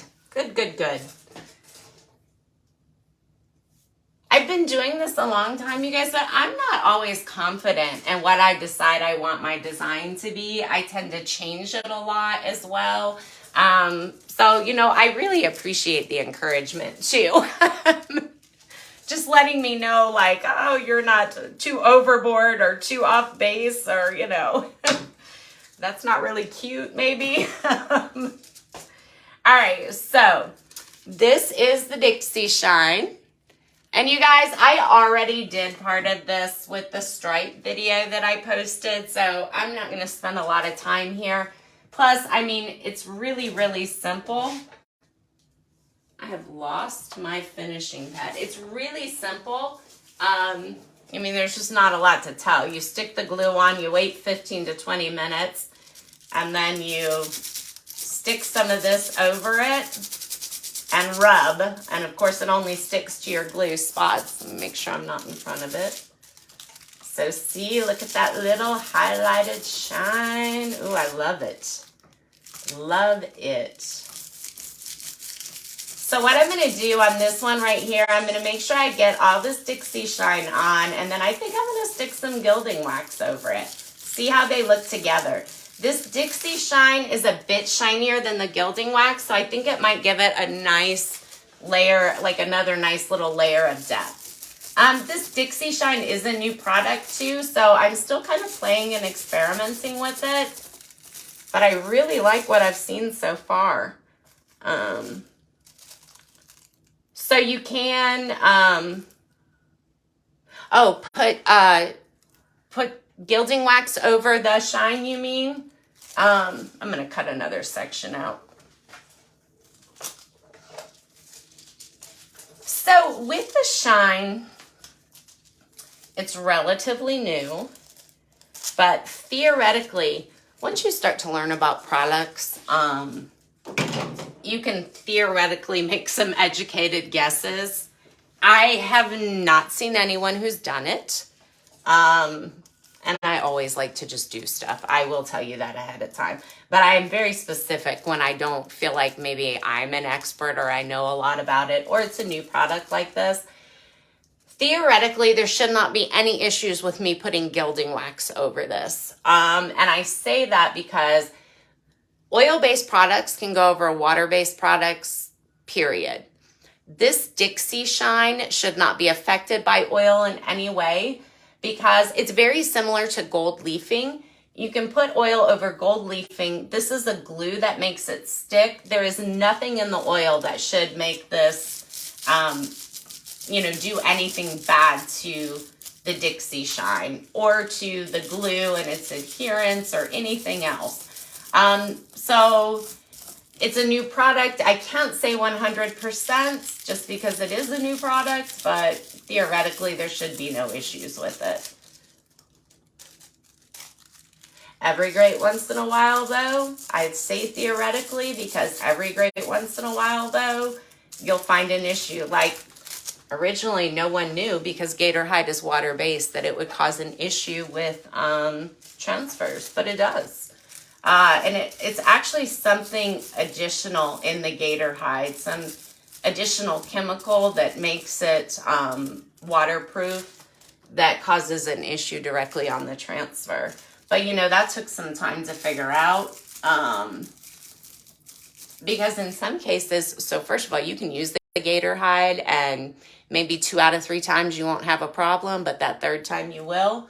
I actually had 2 pieces that I did that have never had a problem with the Gator Hide. But I know there are many people who did, and then the recommendation changed a little bit. That was a few years ago. But, so, theoretically it should be fine. But again, it's a new product, so you can never, until you do it.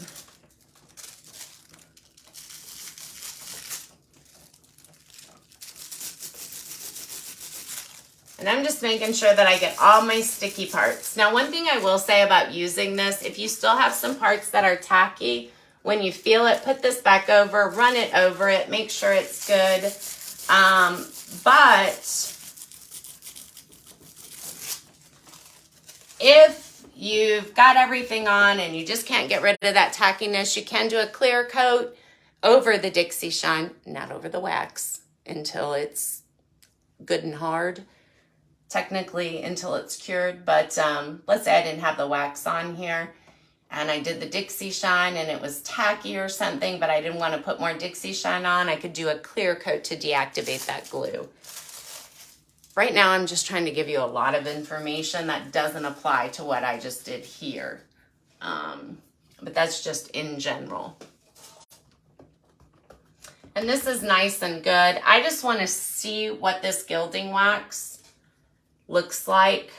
I will tell you too, with mineral spirits, and what I have learned is mineral spirits and that Stick With Me glue will decrease the stickiness of it as well. So like when I've been trying to get it off my brushes, I've been putting mineral spirits on my brushes to get it out. Which is just, like I said, another side note. So with the gilding wax, you can put it on with a brush, or I usually just put it on with my finger. I really just want to see how it looks with the Dixie Shine. I don't really like it. When it goes over the Dixie Shine, it's dulling it out a bit. Also, the last sheen that you put on it is really generally the sheen you're going to end with. And what I mean by that is right now I have this coated in satin, so that's my sheen.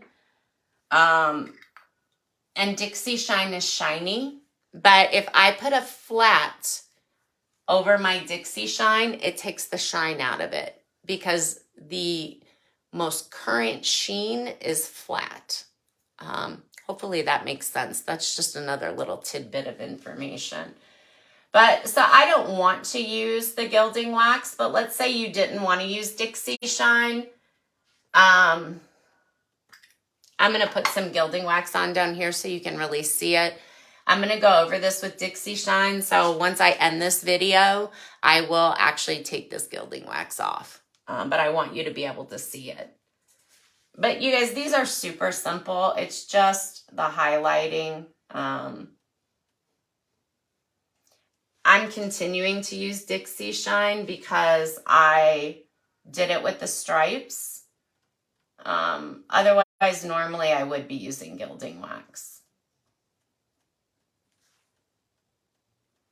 I like gilding wax.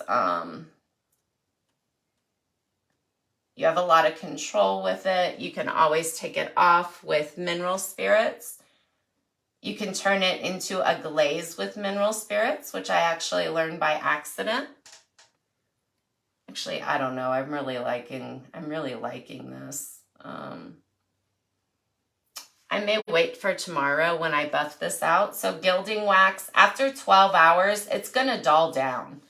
It will automatically dull down. If you want to bring the shine back to it, you just take your finishing pad after about 12 hours when it's dry to the touch and buff it a little bit. And that's literally what it is, just like a scuff sand. And it'll bring that shine back to it. It'll take off any excess wax, anything like that. I'm going to do the whole thing and bring you in so you can kind of see. But I mean, this is super, super simple. There's not a lot to really learn. I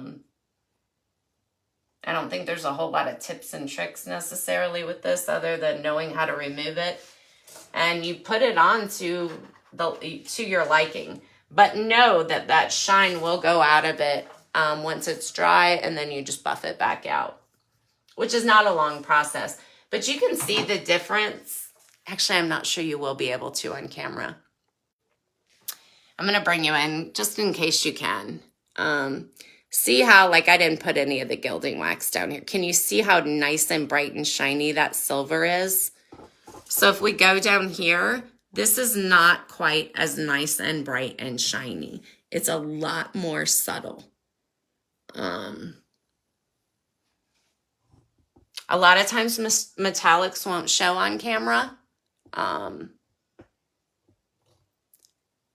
So it is, I'm sure it's really difficult to see.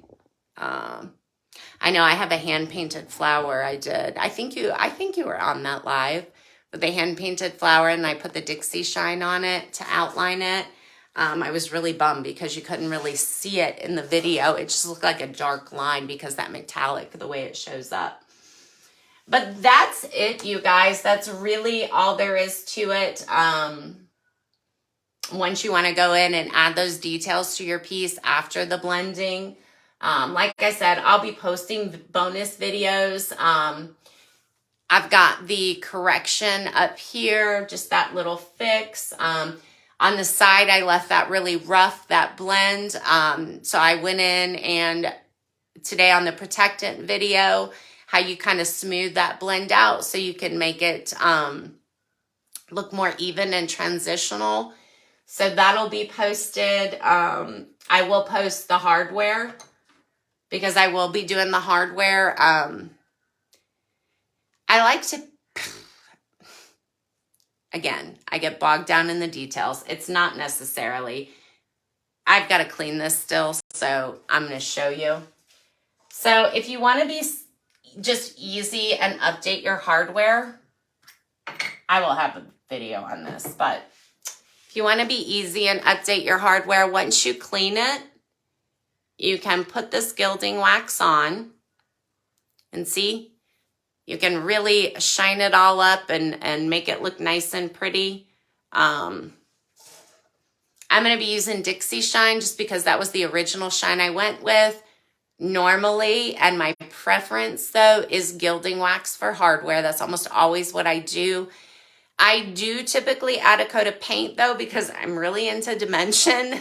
And so I always, I usually will put like a darker coat of paint. So like if I'm doing gold, I'll paint my, I always paint my hardware bronze, and then I go over it with the gold gilding wax, and then you can really see the depth. Actually, this, you know what, this really doesn't even need to be painted because the natural color it is in those details looks really good with the silver to begin with.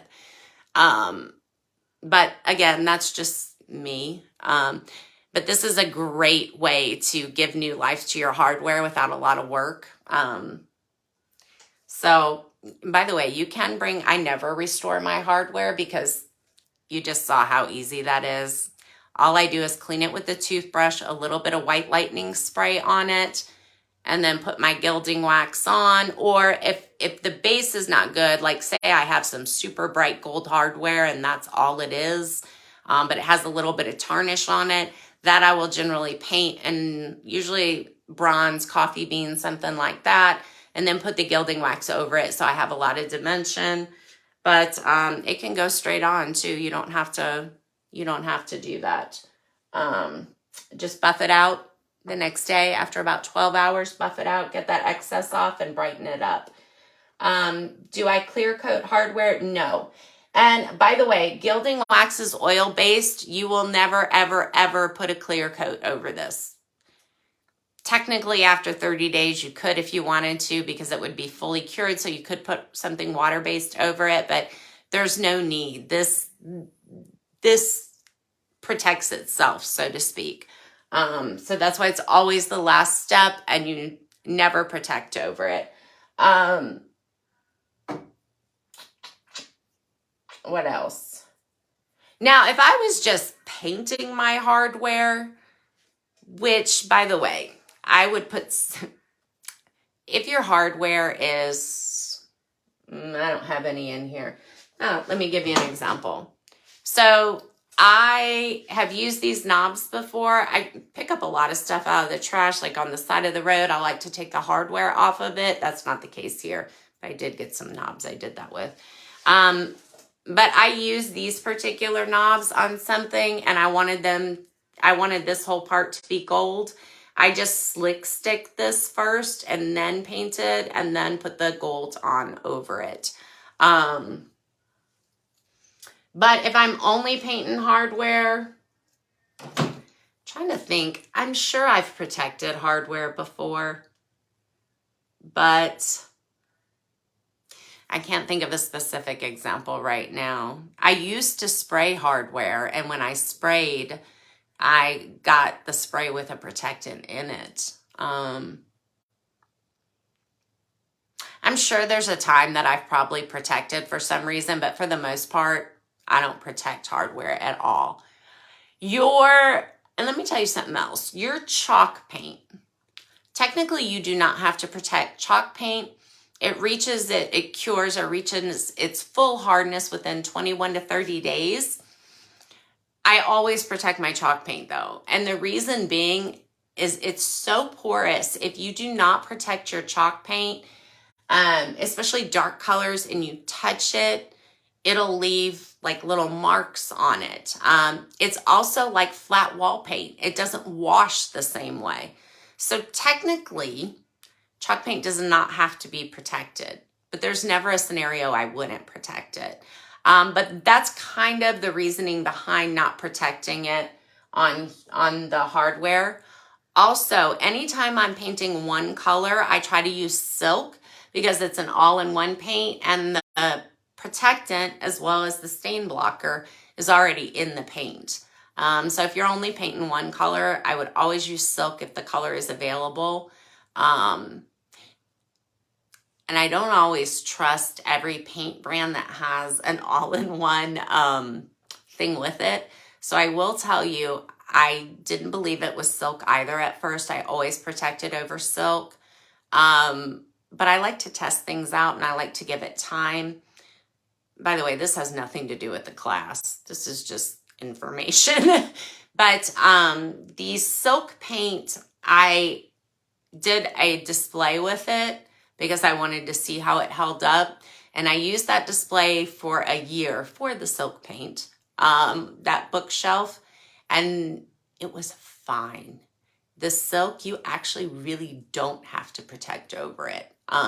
So I actually don't add a protectant unless I want to change the sheen, which is very rare because silk isn't as flat as chalk paint. It's not as porous, has that coat of protectant in it. So it's more silky feeling. It's like a satin wall paint. You know, you can wash it or whatever, but it actually is durable. So I ended up selling that piece of furniture too. And it was in really good shape. Someone had ran into it though, I think with like a piece of furniture, and they actually, that was the only repair I had to make.